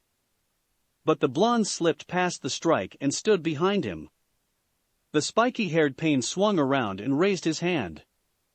Shinra Tensei. He barked, trying to blast Naruto away. But the blonde stayed behind him, thus avoiding the blast. In the clear, he swept Pain's feet out from under him, sending him to the ground. With a sense of triumph, Naruto reached down to snap the spiky-haired Pain's neck, taking 2 out of the fight. But just as his fingers were about to grasp the neck, he had to jerk them away as a shuriken tried to take them off. What in the name of? He started to swear, only to stop when he looked at the shuriken. Is that paper? The shuriken was indeed made of paper, carefully folded into the appearance of one, like origami. However, he realized that his quick observation of the paper shuriken had cost him precious time. He tried to reach for the spiky-haired Pain's neck again, but it was too late. Shinra Tensei. The blonde was sent flying as the jutsu caught hold of him. I thought I told you beforehand that I would be able to handle this, Conan. The spiky-haired Pain said as he stood back up. My apologies, Conan replied. The smoke covering her view of the battle had dissipated enough for her to see what was about to happen and reacted on instinct. She didn't regret it, as it had saved his life. See that you don't do it again. The bald Pain told her as he fought Naruto's clone. It looked like the clone was holding his own against his opponent. I grow tired of this. The bald Pain suddenly declared. The side of his cloak ripped open as another arm appeared and grabbed the clone by the neck. Before either the clone or Naruto himself could do anything, another arm ripped another hole in the cloak and tore it off. It turns out that the bald Pain had a serrated blade for a tail, not to mention the 2 other arms and hands he had along with the other 4 that were already shown. Without preamble, the bald Pain shoved the blade tail into the clone, making it disappear. What in the name of Kami is he supposed to be? Naruto silently demanded as he watched the bald Pain somehow form 2 more faces, one on each side of his original face. Is he some kind puppet? I don't know. The fox answered honestly, looking at the bald Pain himself. On a side note, he noted that if the bald Pain was a puppet, Kankuro would probably start drooling at the sight of him before trying to take it for himself. Weren't you the one who had information on these guys? I forgot some stuff, okay? He retorted, somewhat defensive. It was a long time, I was a kid, and I wasn't really paying attention. The blonde mentally rolled his eyes at that. I hope the Hachibi doesn't have that same excuse for B. He focused on the bald Pain, trying to figure out the best way to fight him. His target and the spiky-haired pain did nothing, they just waited in silence. Those extra arms and faces are going to give me some trouble, Naruto noted, thinking fast. And that tail will give him a good deal of offense and defense. He began to rapidly look through his options, trying to figure out which fighting style would be most effective against the bald pain. However, he soon dismissed them all. None of the bending styles or any of the mixed styles would do much good against a six-armed, three-faced person who can see through all three faces. I'd need to do something different. Something he'd probably not expect. There was such an option available, the Kyuubi's chakra. But even though he was willing to learn how to properly use it, he was still unsure about. It's a risk I have to take. He won't expect it and it'll give me an advantage, he told himself as he mentally prepared himself for it. Kyuubi, give me some of your chakra. I'm sorry? What did you just say? The fox asked him, not believing he had heard. You hurt me. I need some of your chakra. Just keep it at one tail for now. He knew for a certainty that if he kept his focus on his target, he could control himself using the fox's chakra. Are you sure? You're the one who kept refusing to use it. I know that, okay? But these guys wouldn't be expecting it, and that should give me an advantage over them. Plus, with those calming tips B gave me last night, I should be able to control myself during the fight. Now, give me that chakra, he ordered. It's coming, the fox replied. Naruto could already feel it coursing through, giving him power. As the cloak engulfed him, he went down onto all fours, sending a snarl at his target.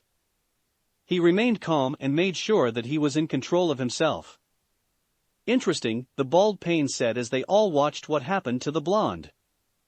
I had not expected to see that happen. But still, it does not matter. He charged forward and Naruto did the same. They clashed together, each one going for the midsection. Naruto managed to avoid the bald pain strike but couldn't hit him either. The blade tail forced him back, acting like the tail of a scorpion, which it was probably modeled after. The blonde snarled in frustration at the weapon. It was keeping him away from his intended target. But he wasn't going to let that stop him. When the tail came at him again, he instead attacked it with a hand engulfed in chakra that was shaped like a claw. He wasn't able to cut it off, which had been his intent, but he did leave a gouge in it. One of the faces on the bald pain had the gouge on the blade tail, but that was it. One of the arms on one side reached out and grabbed an arm from the other side. The bald pain pulled and the hand that was being gripped separated from the arm. It turned out that the arm and the hand were connected by a cable. Attached to the cable were clusters of cylindrical objects that had rounded tops. If Naruto had to guess, they were some kind of explosives. He turned out to be correct when the explosives detached themselves from the cable and flew at him, sailing through the air with the help of some sort of thruster at the bottom. The first two hit the ground in front of Naruto, forcing the blonde to leap back away from them. The explosives still came after him, forcing him to run around to stay out of their path. The smoke from the explosives hitting the ground almost looked like he was leaving a dust trail behind him, albeit a dark one. When they finally stopped, he did as well and glared at the bald pain, who said nothing in return. He just kept wearing that blank smile he had had on his face since they showed themselves. That smile only infuriated Naruto. It was like the thing itself was taunting him. His anger began to bubble over, but he caught himself and clamped it down. He had to stay in control. If he lost that control and acted like an enraged beast, it would be over for him. And if it was over for him, they'd go for B, who still sounded like he was going strong, if what the blonde heard was anything to go by. He charged forward again, ready for round 2 with the bald pain. The tail blade came for him again, but this time he wasn't slowing down. Instead, he went under the thing and got in close to the bald pain, too close for him to properly use the tail blade. The arms still tried to hit the blonde, but they could never actually hit him. The best they got was hitting the chakra engulfing him. But he didn't exactly have the advantage either. He had to keep track of all 6 arms as well as the feet as the two fought each other. When 2 of the arms managed to grab his shoulders, Naruto saw an opportunity. He grabbed them in return and yanked them out of their sockets. Holding them by the ends, he began to savagely beat the bald pain, swinging the arms like clubs. The bald pain tried to fight back, but the blows were coming too fast and too hard. The 3 faces began to get really bruised and bloody. The bald pain's defense soon began to weaken, allowing the blonde to hammer him more viciously. He finally knocked him down with a brutal 1-2 combo.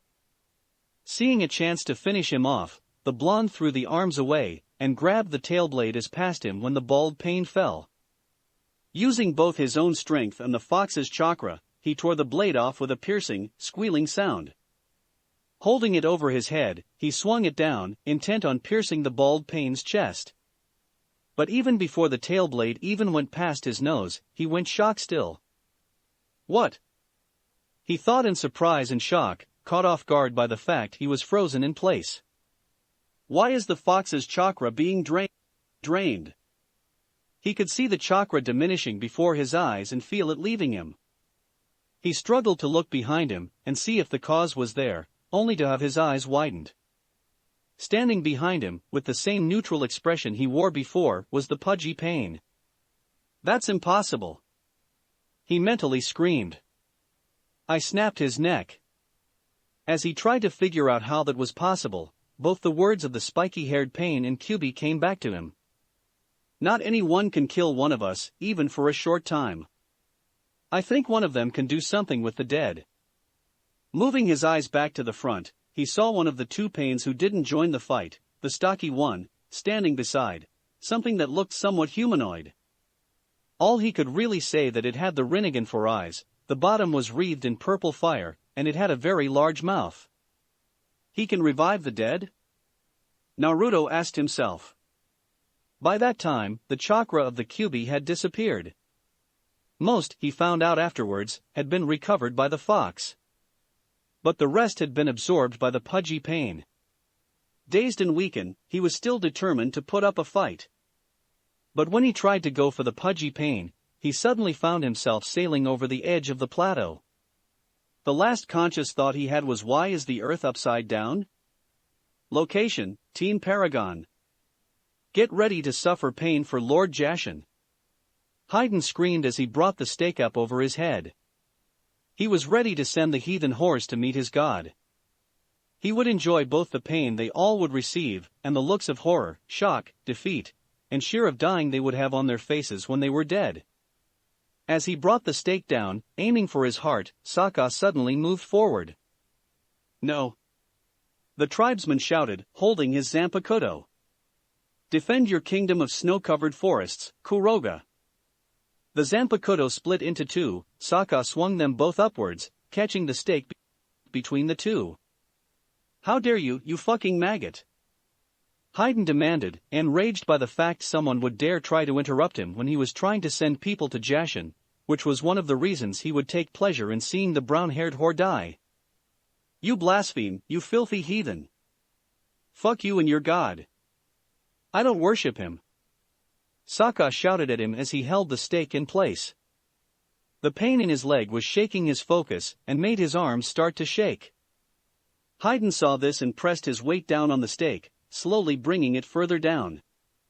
For that insult, I will send to Jashin once I'm done with them.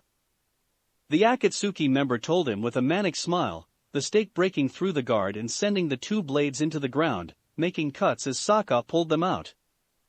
The water paragon then proceeded to try to get Haydn out of the symbol, but the Akatsuki member wasn't really going to budge. He had both the stake and the scythe to cause maximum injury. Sokka, on the other hand, had the bite wound on his leg and a reluctance to actually harm his opponent. He also didn't know if he would still be harmed if he wounded Haydn. But he still fought. Again and again, his blades crashed against the stake and the scythe. Neither one of them had moved since the fight started, while the others just watched in silence. Sokka's face was pulled into a frown of concentration as he weaved his swords in a dance. Haydn, on the other hand, had a manic look that seemed to get more and more insane as the fight went on and Sokka was wounded even more. "Why don't you just give yourself up to Lord Jashin? It'll be less painful that." The Akatsuki member said to the tribesman as he brought the scythe down into an overhead cut and the stake up from below. "Because somehow, I know you're lying," Sokka replied as he deflected both scythe and stake, knocking them both to the ground and scratching the earth. The grin on Haydn's face grew wider. "You'd be right. Sending you to Lord Jashin would be even more painful than normal, because you are a blasphemous heathen who is afraid of death." "I'm not afraid of death. I just don't want to die from you," he retorted. "Well, too bad. Because once I've killed those whores, I'll kill you next." He saw a brief opening in the tribesman's defense, and took advantage of it by kicking him square in the stomach. He laughed as Sokka flew backwards and crashed into the ground. "Are the two of you ready?" he asked Suki and Azula. "If not, oh well." He raised the stake and drove into his heart. The sound of the stake hitting filled the air. It was followed by Haydn's long moan of pleasure, which disturbed the others there, but what disturbed them even more was because his cloak was open, they could all tell he was quite aroused. "Ah, that feels so good," he thought to himself as he relished in the pain, eyes closed. "Two have been given to Lord Jashin, and now there are only 3 more waiting. And I know to offer up as a sacrifice first." He opened his eyes, ready to begin the slaughter, only to see that Azula and Suki had not moved from where they stood. "I'm sorry, were you doing something?" Azula asked him with a voice that was equal parts sarcasm and contempt. "Impossible. The two of you should be dead on the ground," he screamed, shocked at this turn of events. It was blasphemy of the highest level. "How are you alive?" His arousal couldn't have dropped faster. "Look at your precious symbol, genius," Sokka told him. He did and saw that it was riddled with cuts, disconnecting the blood. "You need the blood to be fully connected for it to work, right?" the tribesman rhetorically asked him. "You really should have paid attention to where everything was going in that little tussle of ours. But it's too late." He shifted the grip he had on his Zanpakuto, loosening it. "Kiku Kiba, quick Fong." He threw the blades in Haydn's general direction. They spun through the air and flew straight at him, slicing off his arms. As they fell to the ground, the arms of Azula and Suki stayed attached. Instead of flying straight on, the blades curved upwards and flew back to Sokka. He caught them with ease as Haydn's screams filled the air. Not even the sounds of the scythe and stake crashing onto the earth could block out the screams. "You son of a bitch!" screamed the Akatsuki member as the pain overflowed within him. He hated it when someone wasn't sharing the pain with him. It was the only way he could enjoy. "You fucking bastard, you offspring of a whore, you'll pay for that, 3 times over. You think I need my arms to kill you? I'll just use my feet and kick you all to death. Hell, I won't even need to use my feet, I'll kill you with my teeth. I'll tear out your throat. I'll..." "Shut up," the tribesman told him, the words coming out separately, but with an authority that made the Akatsuki member stopped in mid-rant. After saying those words, Sokka crouched down slightly, flipped his blades into a reverse grip and held them low to the ground. "Seigo Kiba, last Fong," he intoned. All of suddenly, everything around Haydn disappeared. All that was left was the black wolf standing before him. He wanted to look away, but the wolf's gaze held his. He felt trapped, like prey caught by predator. When the wolf bared its fangs and charged straight at him, he couldn't help but scream in fear. The scream continued after Sokka appeared, rushed past him, and separated his head with one stroke. The body fell to the ground as the head sailed upwards into the air, still screaming. Seeing the airborne head, June urged Nyla forward and the Shirshu obeyed. Once in range, he shot out his tongue and stung the head. The screaming died away, but the face was in a state of shock as it hit the ground. The bounty hunter wasted no time. She got off Nyla, pulled out a bag and 2 pieces of cloth. With expert movements, she wrapped the cloth around his eyes and his mouth, and then dropped him into the bag. Once she saw the body hit the ground, Azula walked up to it and set a fire, along with the stake and the scythe. By the time someone else would find it, there would be nothing but ashes and slag left. "He's taken care of," she declared. "Now let's move." Everyone wordlessly agreed with what she said. "How long would it take us to get there again, Jiraiya?" she asked as June helped Sokka get up onto Nyla's saddle. 4 hours away if we kept to the pace we were going before," he answered. "But if we book it, we can cut that in half, maybe more." "Then let's book it." She ran down the path and the others followed her, ignoring the burning body. As they all ran, or in the case of Sokka and June, rode, they all prayed that they would get there in time, that they weren't already too late. Location: Naruto. He slowly came to, groaning as he did. His entire body felt like it had gone a training session with Jiraiya, a fight with B, and the whipping he got in prison, all rolled into one. He almost wished he was unconscious again, if only to be ignorant of the pain. As he cracked open his eyes, the light from the sun pierced them, making him close them. The second time he opened them, it was better, but he wished he hadn't. "I see that you are awake," Toby noted as he stood over the blonde. As his senses came back to him, Naruto discovered that he was lying against a rock wall.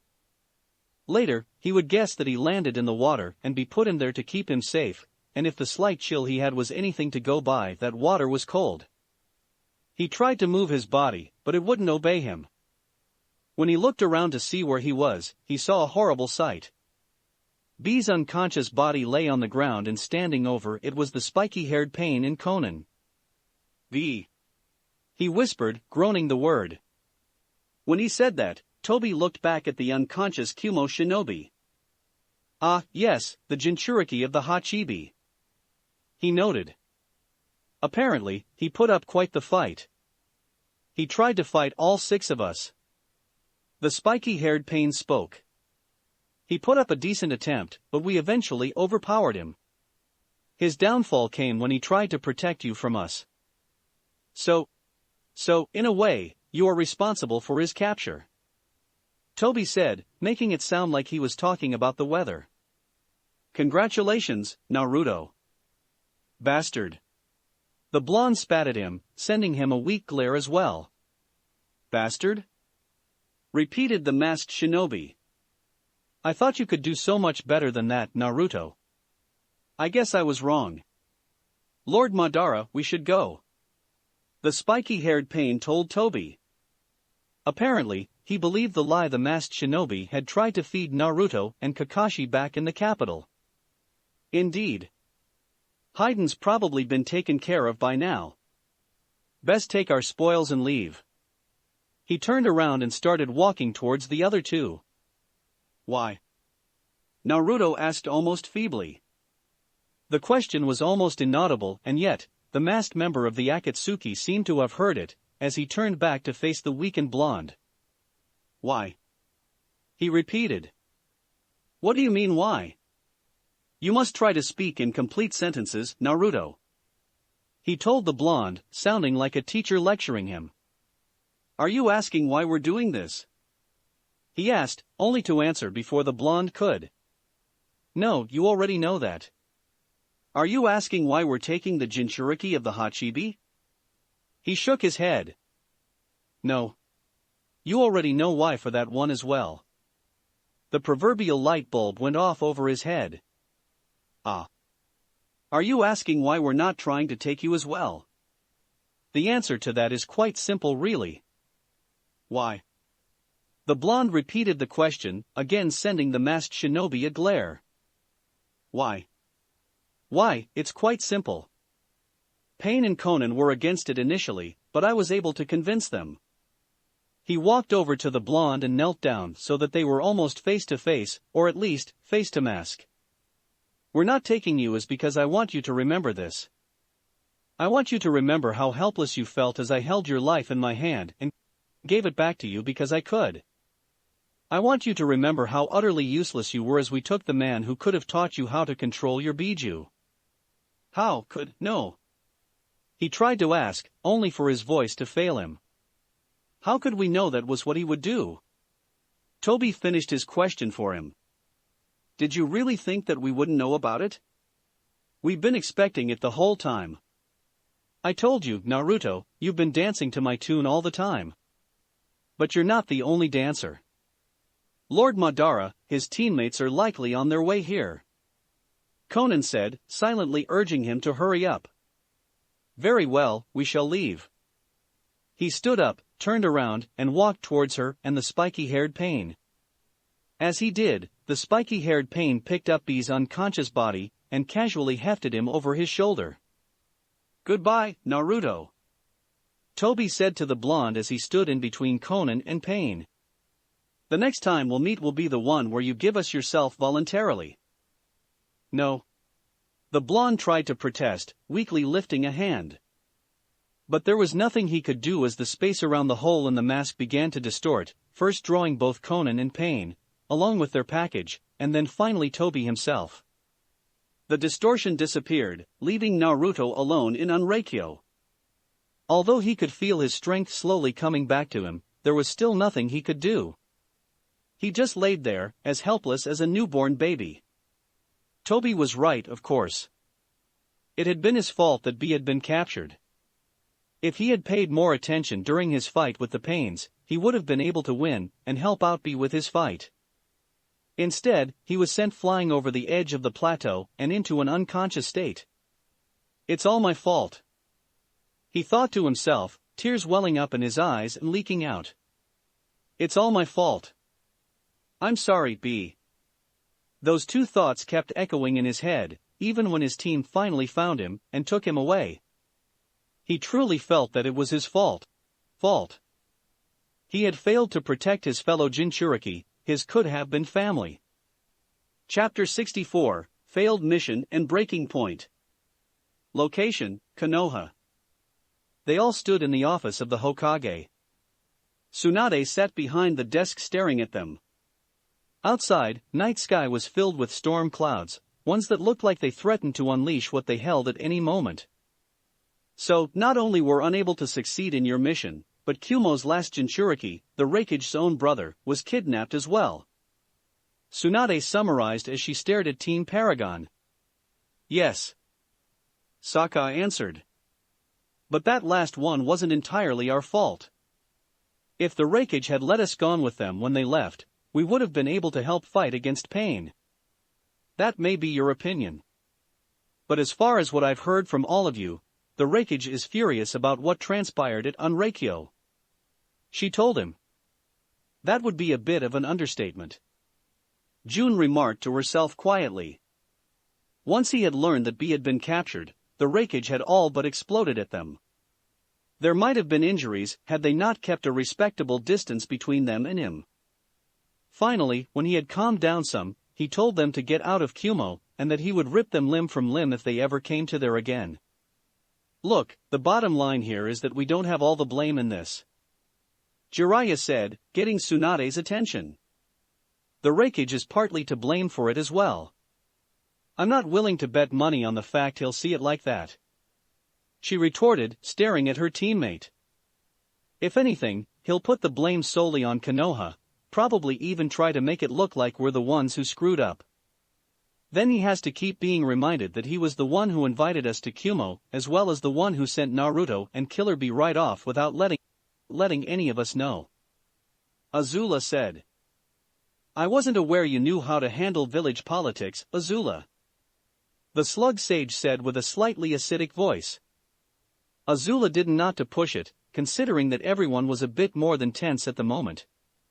She's not wrong, Tsunade. Jiraiya said, agreeing with her. Let's hope the Raikage comes to that conclusion as well. Indeed. In the meantime, I'm going to have to make sure this doesn't escalate into war between us and Kumo. She sighed and rubbed her forehead. I just hope someone will be willing to cooperate over there. She looked at the team. You are dismissed. The younger members of the team turned around and started to leave the room.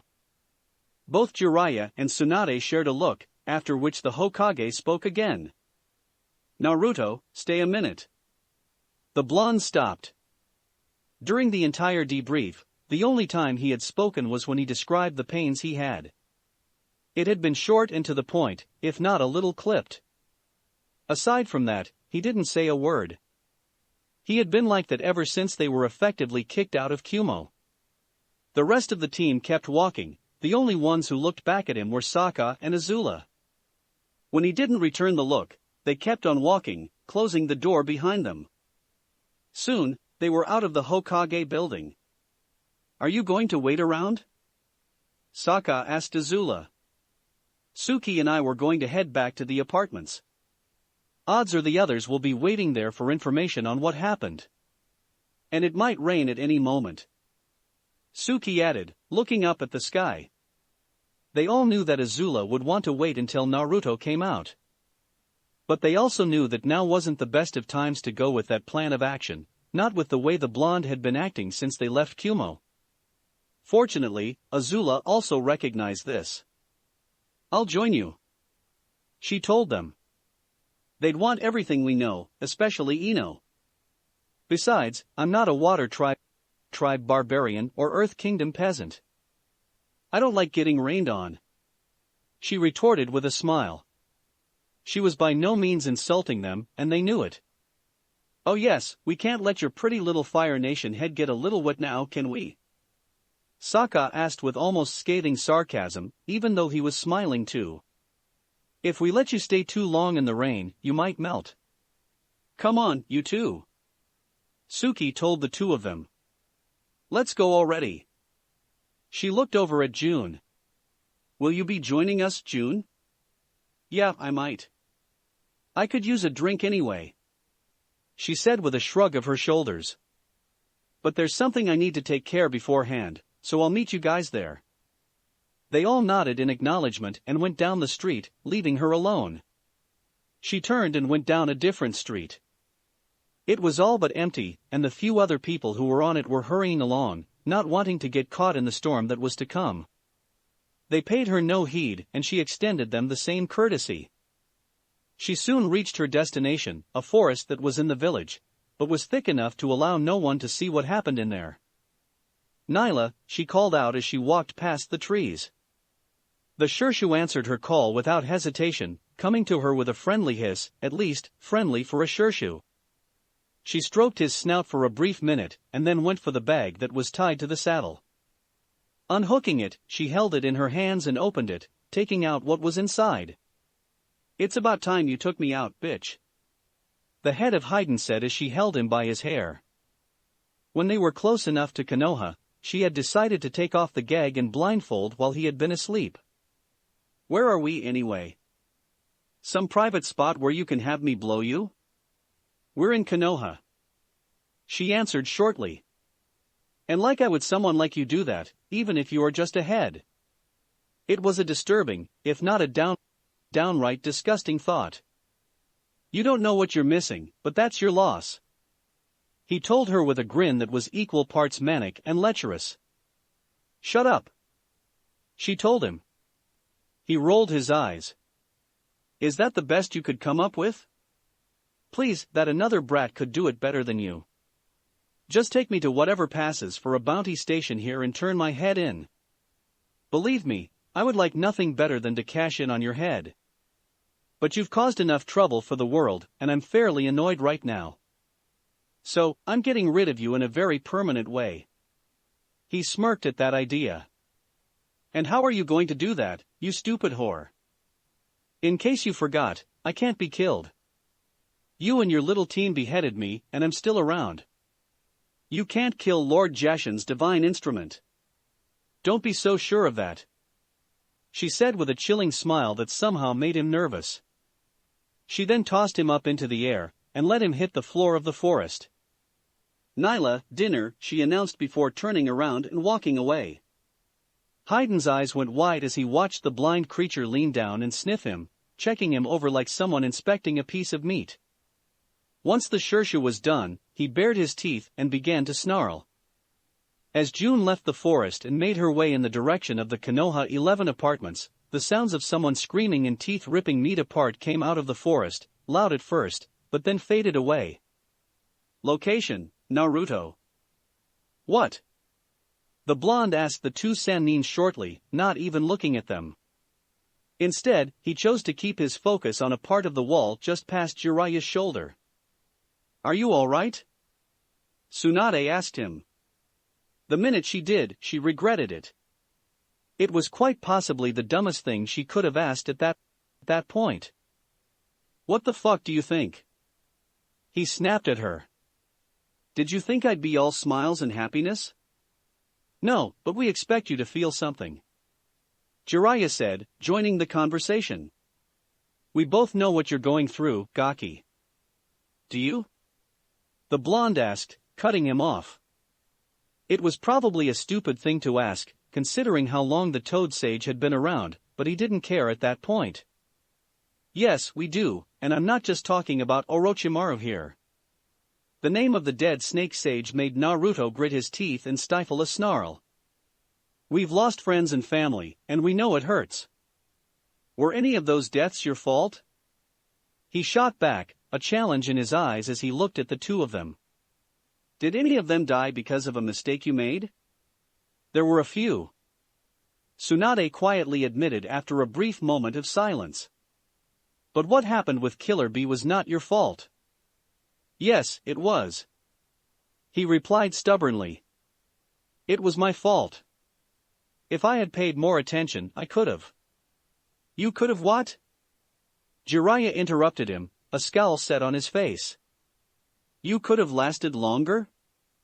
Fought harder? Won faster? I would have been able to help him.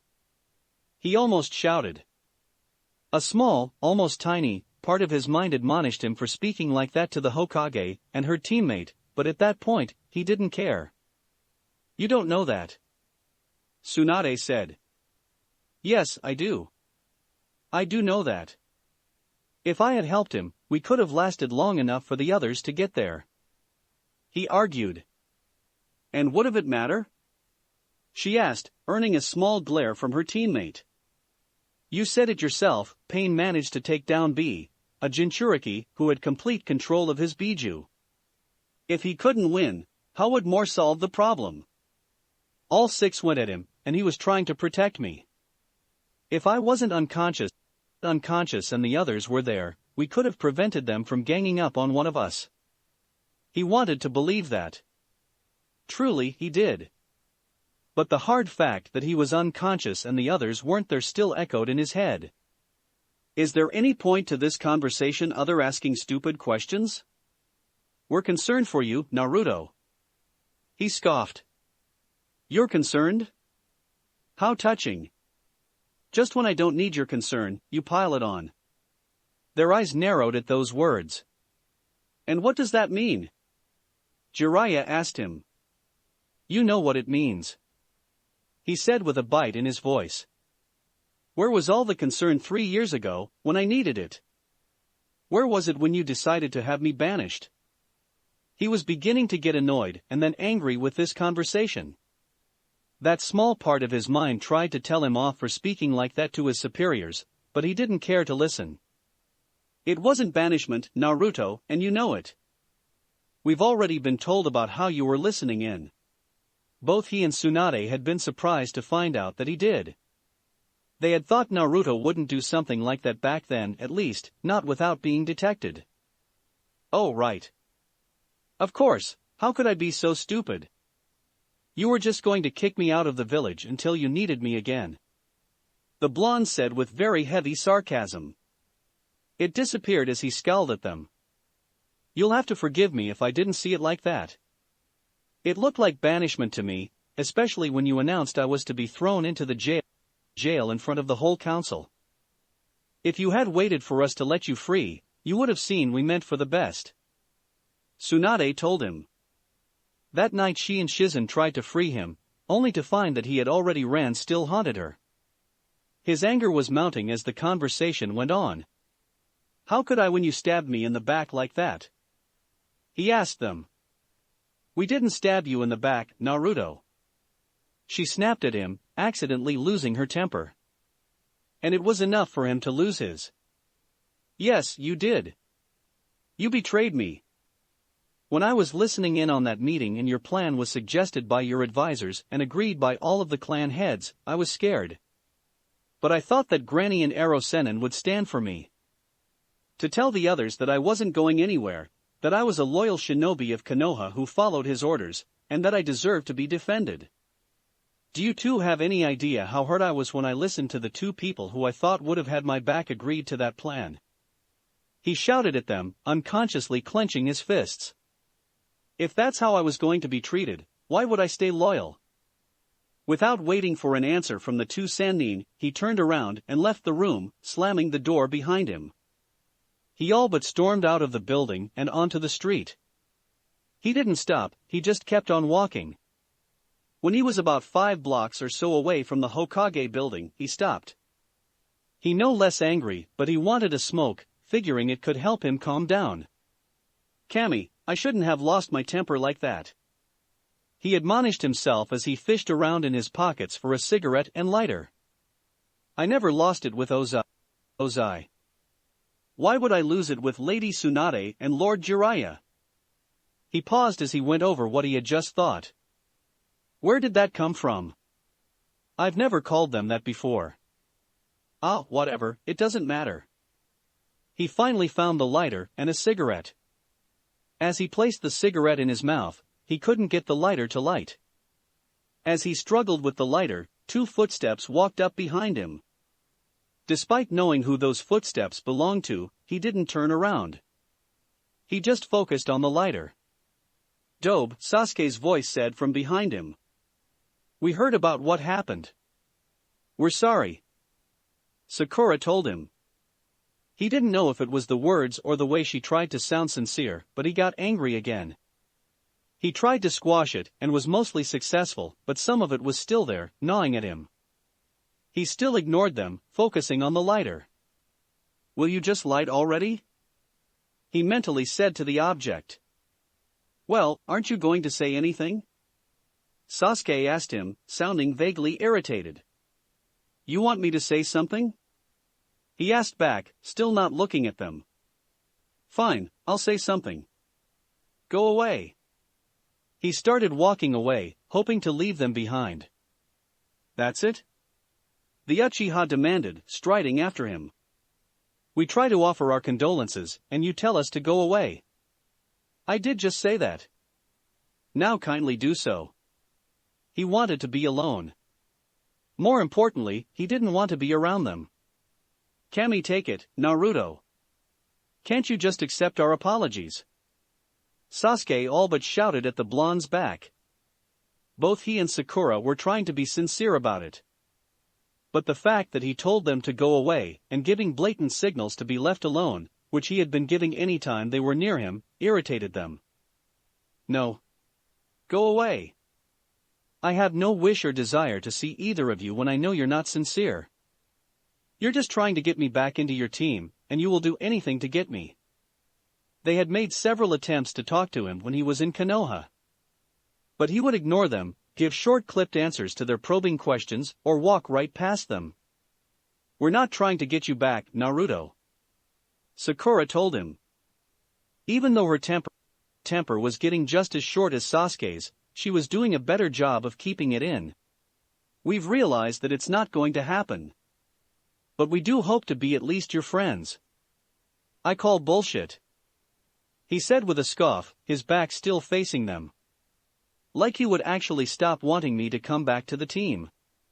You would have come after me in the bending countries if the old hag had decided to tell you I was there. You will not speak of Lady Tsunade like that. She said sharply. It was one thing to being insulted herself, but she would not listen to ones about her sensei, even if it was from a former teammate. I will speak of the old hag any way I please. He replied, trying to stay calm, but with some showing itself in his voice. His attempts with the lighter weren't working, but he still kept trying, wanting that cigarette. Besides, what are you going to do about it? Naruto, we're trying to be your friends," Sasuke said with gritted teeth and scowl. "I don't want you to be, nor do I want your phony apologies. Now for the last time, go away." He kept walking, even though they had stopped. "And don't ever bother me again. When we're done here, I'm gone and that'll be the last you see of me. We're truly sorry for what happened, Naruto," the pink-haired shinobi said to him.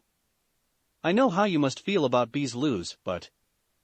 He suddenly whirled around and lunged for her, his fist drawn back and ready to slug her.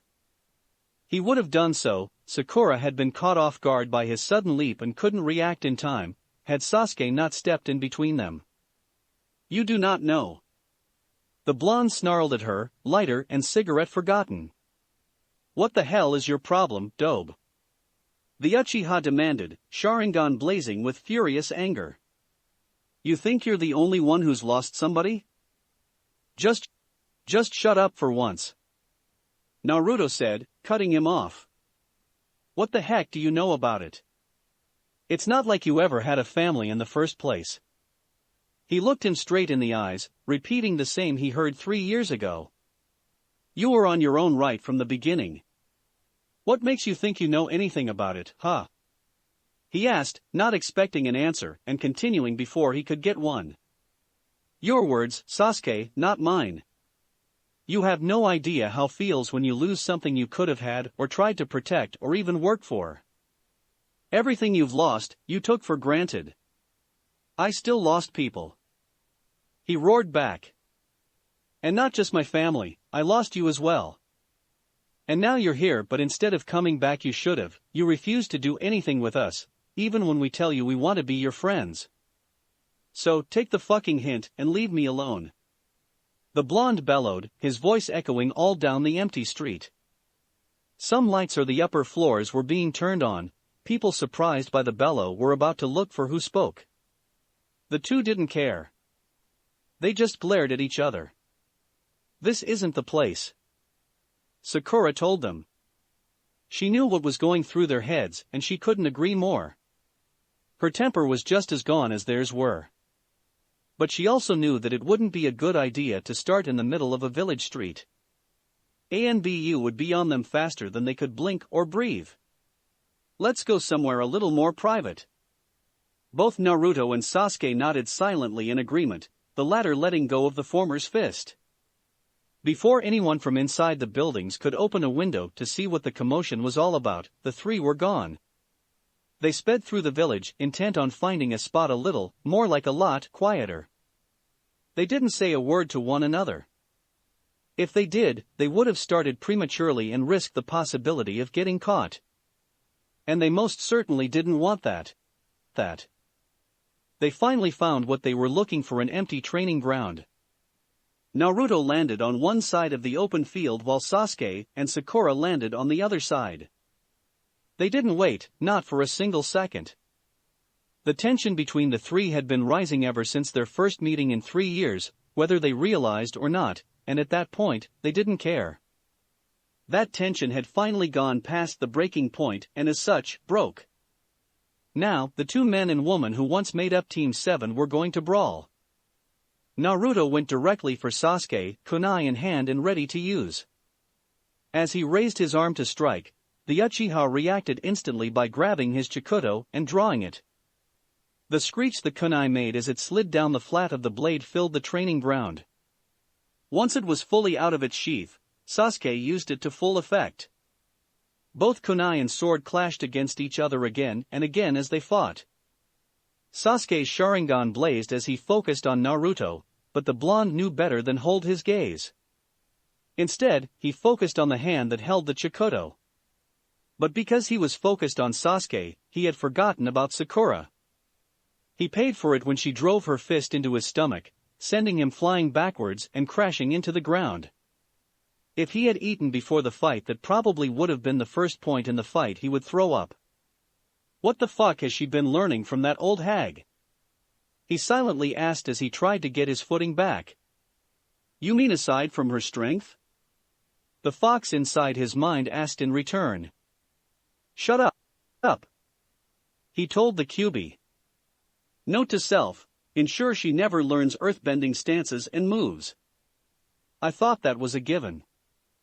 Furball, if you don't have anything worthwhile to contribute to this fight, shut up and stay out of it. He all but ordered the Biju. He stood back up, but a low kick from Sasuke sent him crashing back down onto the ground.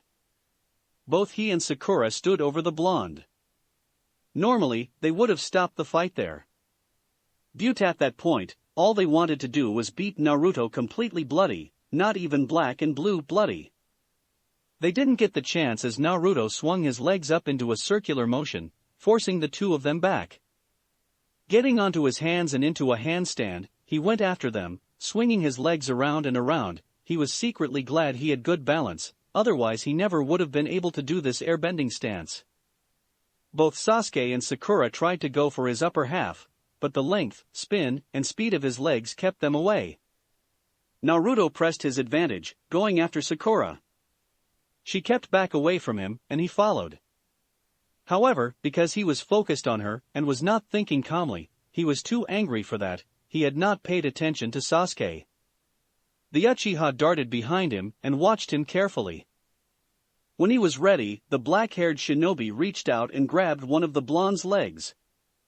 He gave enough of a hard shove to make him lose his balance, stumble and fall.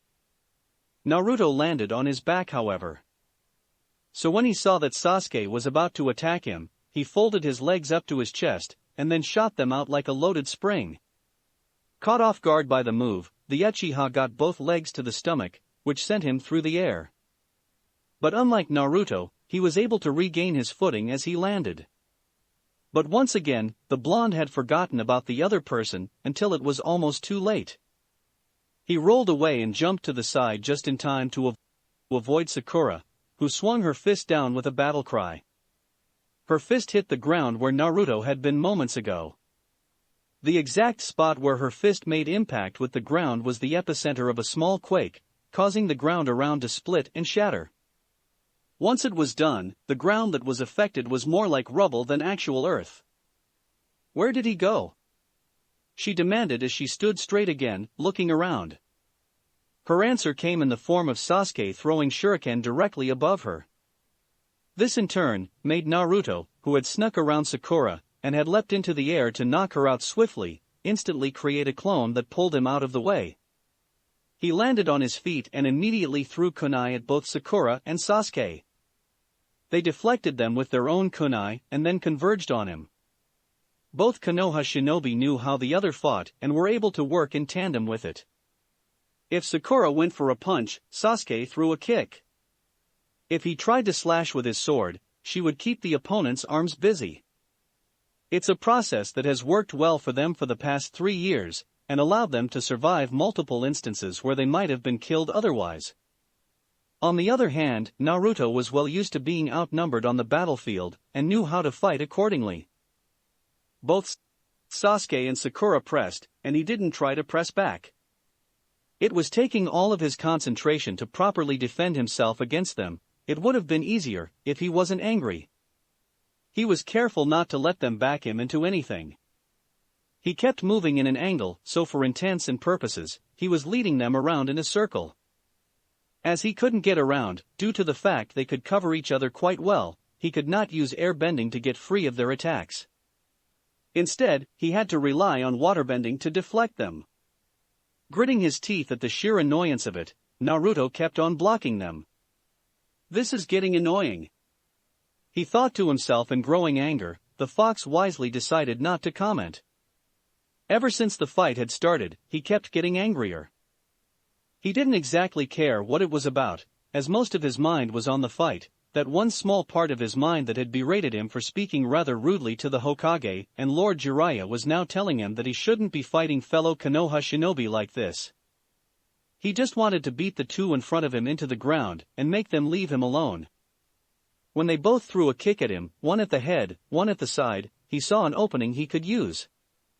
He grabbed both legs and threw them to the side, sending the people the legs belonged to with them. As they stumbled, regained their balance, and charged back at him, he was given enough time to create a clone. The field of battle was now a bit more even, as he could now apply his Tsuinken. As Sakura went in for a punch to the chest and Sasuke tried to stab him in the chest, the clone met Sakura with an earth-bending defensive stance, and the original moved his hands like an airbender, making the Chikuto swing wide and miss him. "I'm sorry, were you two trying something?" The two blondes taunted them, speaking in unison. Neither Sakura nor Sasuke said anything in return. The fight just continued. The pink-haired shinobi kept trying to break through the guard the clone held against her, but he remained firm, almost like a wall. He did, however, try to make sure she didn't get a good hit on him. There were a few close calls. If she did, he would be dispelled and she would be free to help Sasuke. The Uchiha in question was getting frustrated with the original Naruto. The blonde still refused to look him in the eye, ensuring he could not use the Sharingan to full effect, and the air-bending moves he was using kept making him miss with his sword. Biting back a snarl, he pulled out a kunai and began to use it in his free hand. Due to its shorter reach, he couldn't use like the Chikuto. So he was forced to slash with one hand and stab with the other. While he didn't get any farther in winning against Naruto, he did make it harder for the blonde, as he now had to deal with two blades instead of one. The Uchiha never used them at the same time. If he had tried to block the kunai, he also had to keep an eye out for the Chikuto. Also, he was never given either time or space to pull out kunai of his own to use. Meanwhile, his clone and Sakura were also at a standstill. The clone held the earth-bending guard against her, and was even able to get in a few shots himself. But the majority of the time, he blocked her attacks.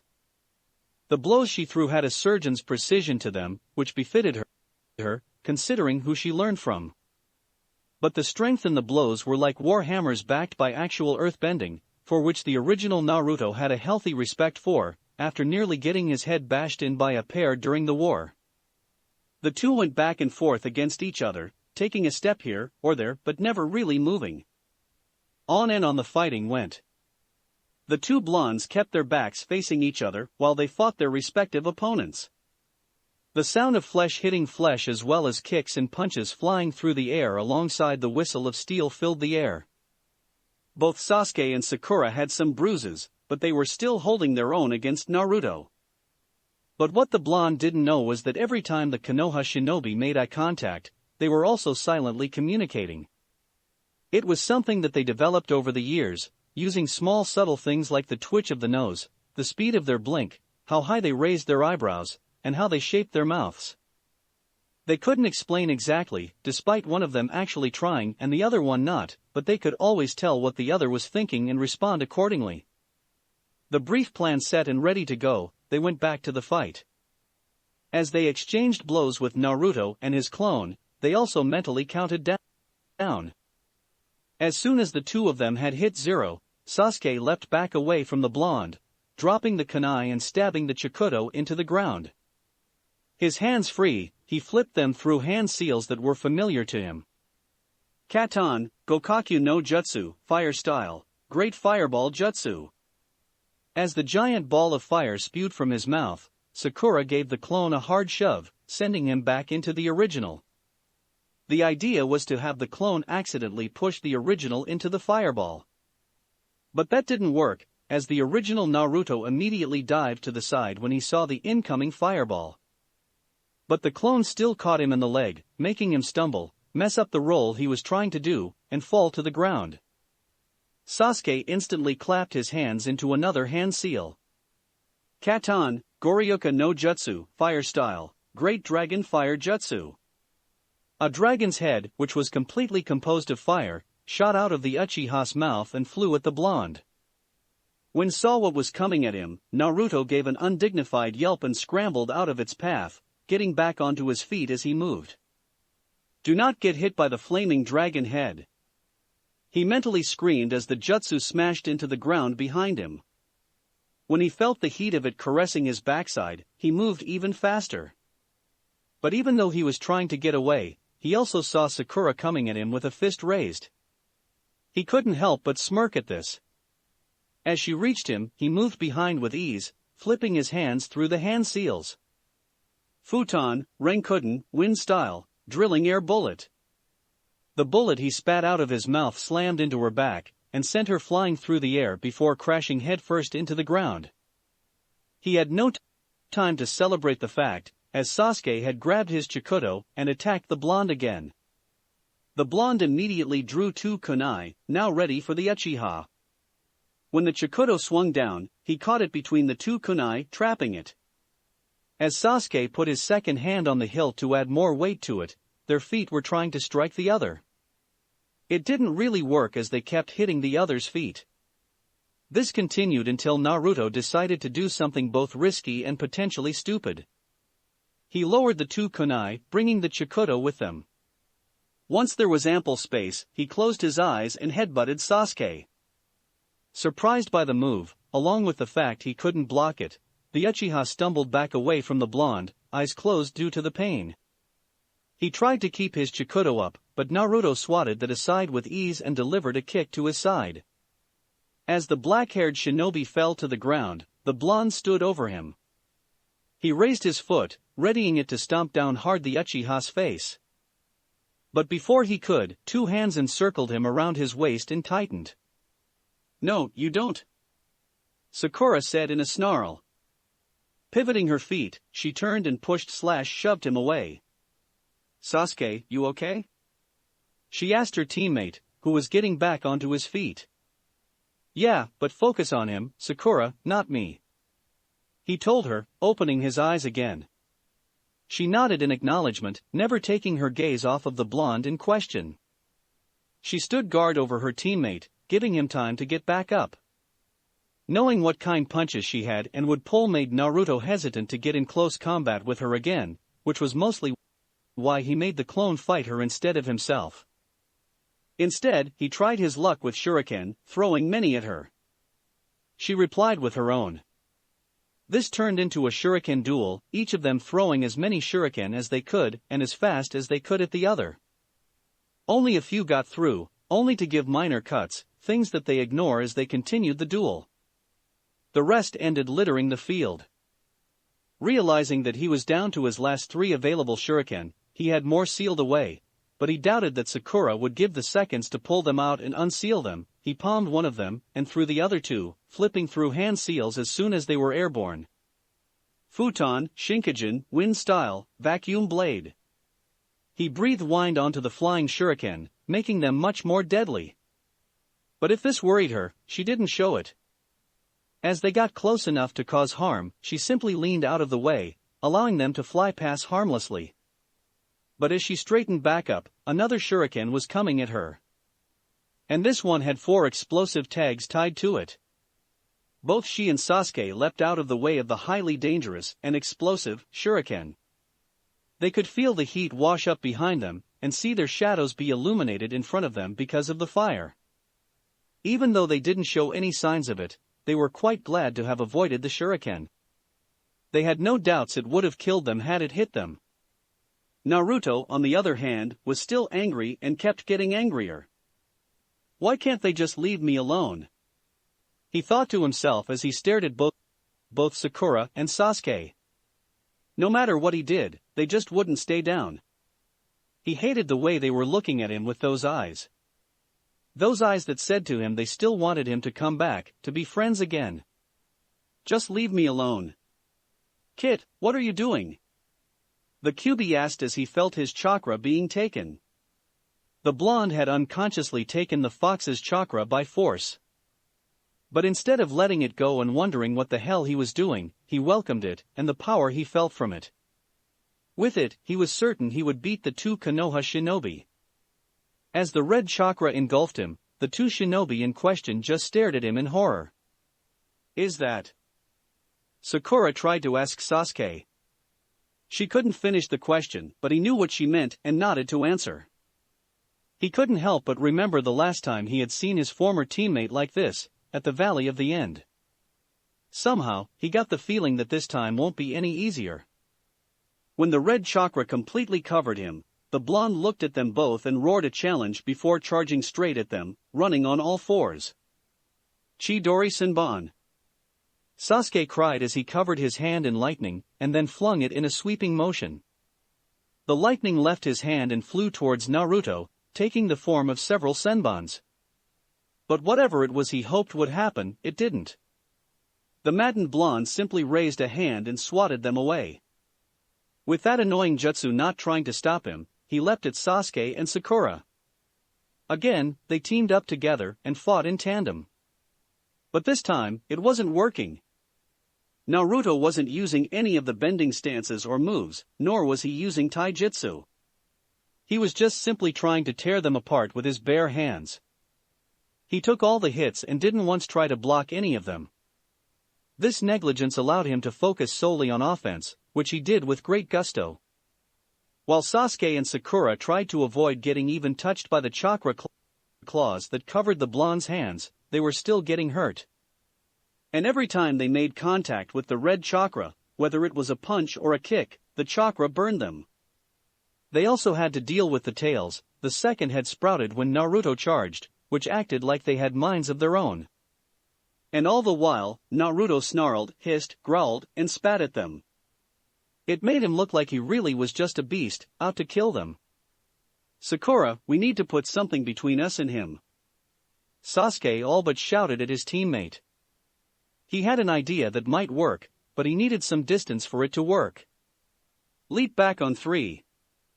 They both again mentally counted down, not wanting to key their opponent into anything. At 3, they both leapt back, but he leapt further than she did. She paid no mind to this. Instead, she raised her fist and slammed it into the ground, again causing it to split and shake. She leapt back again, getting clear of it while the blonde was caught in the small quake. It didn't last long. Naruto didn't wait for the quake to stop in order to move. Instead, he reached out to grab the large rocks that were uprooted by the punch, which were threatening to fall down and crush him. With an angry growl, he tossed them aside, one after the other, and charged directly at Sasuke and Sakura. By then, the Uchiha was ready with his jutsu. Chidori Iso. The Chidori that covered his hand formed a spear at the end and elongated itself. As it elongated, it went straight at the charging blonde and made contact. When it hit, Naruto stopped moving. Did it work? Sakura asked as they looked at him for what felt like a long couple of seconds. Before Sasuke could even answer that question, they got it when Naruto looked at them with anger, fury, and hate in his eyes. As a third tail sprouted, he grabbed hold of the jutsu that had tried to pierce him and shoved it away.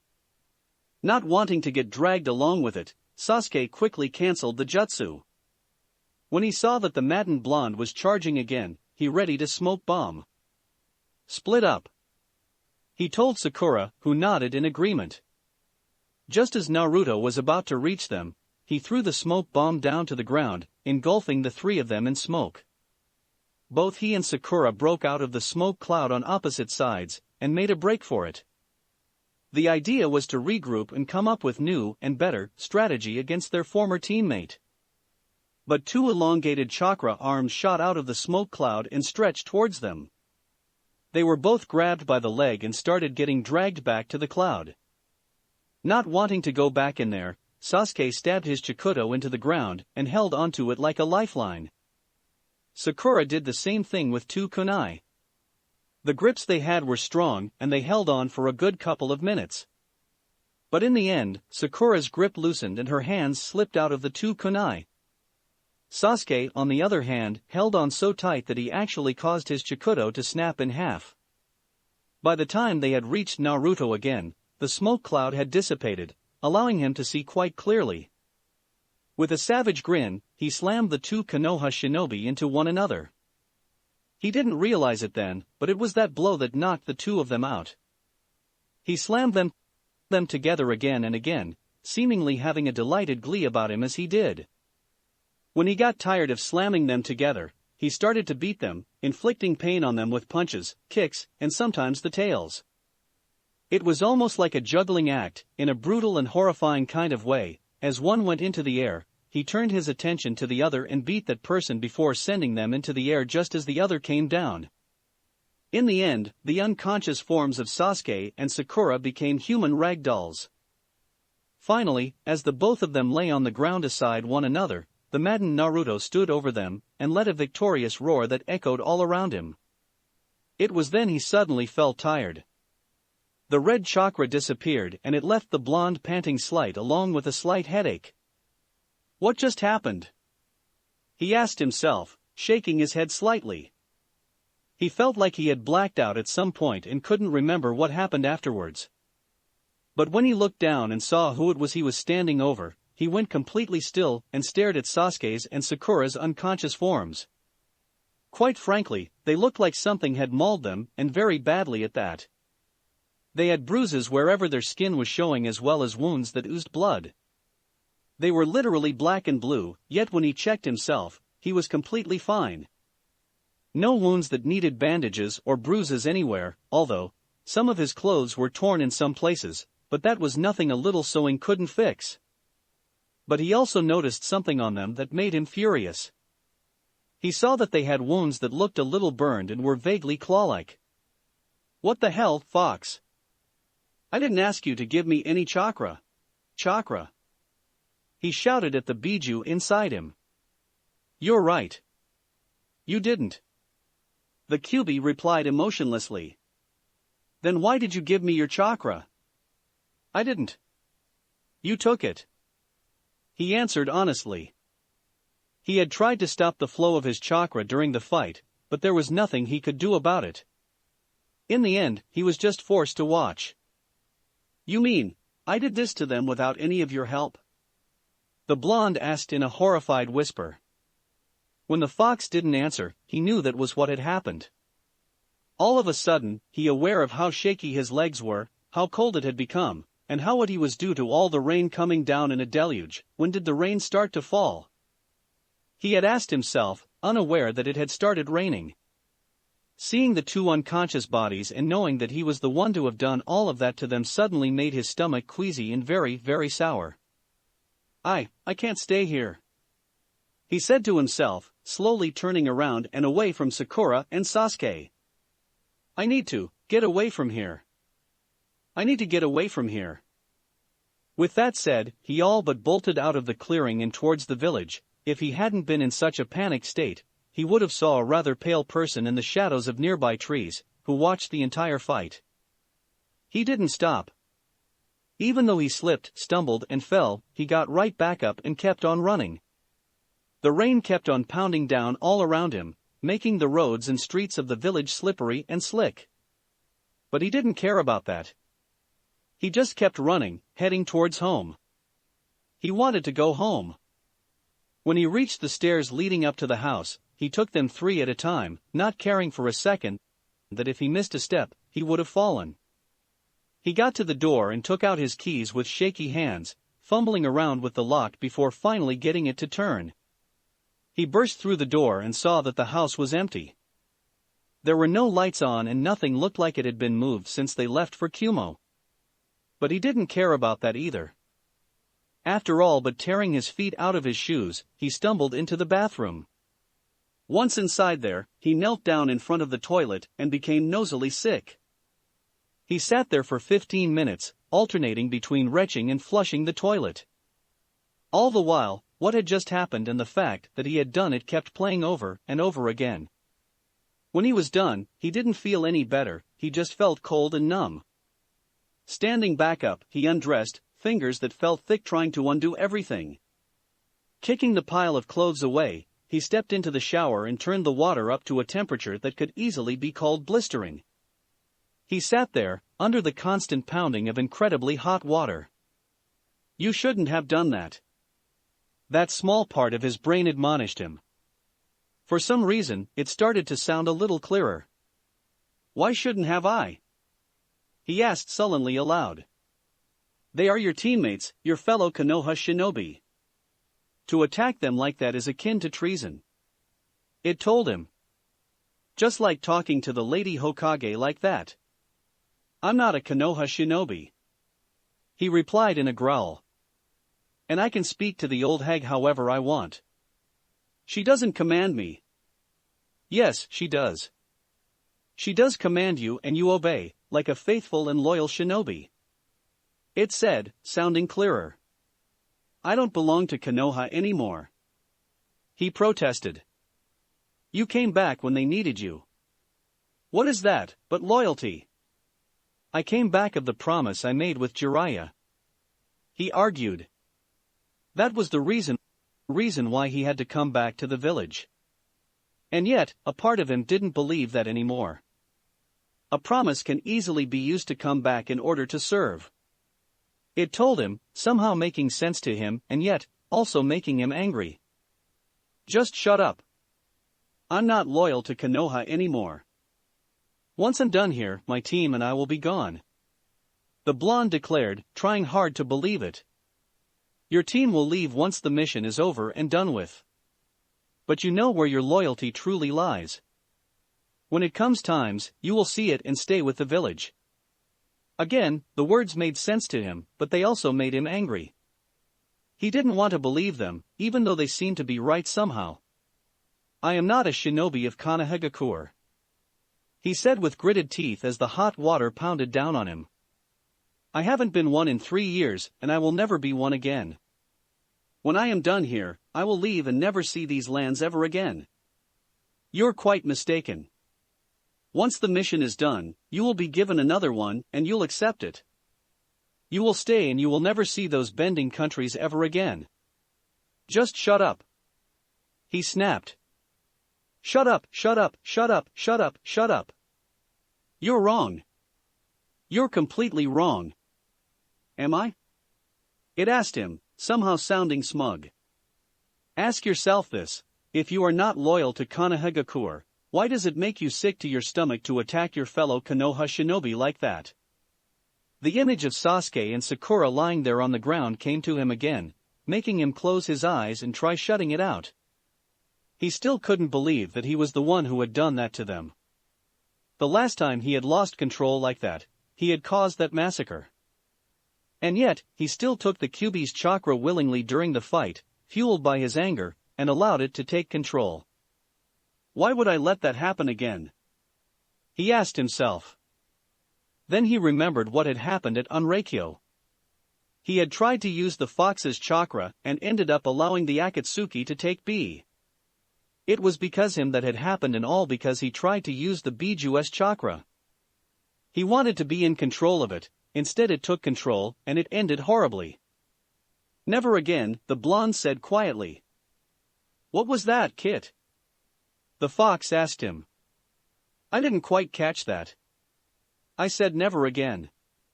He repeated, standing up. I will never try to use your chakra ever again. It's led to nowhere but horrible outcomes every time it takes a hold. I don't care what people will say or how they will tell me that I need to learn how to harness it. I am never, ever, touching your chakra again. That's it for this reading. Hit like and subscribe for a free ticket pass going to the different worlds of anime fanfictions. Looking forward to having you on board again.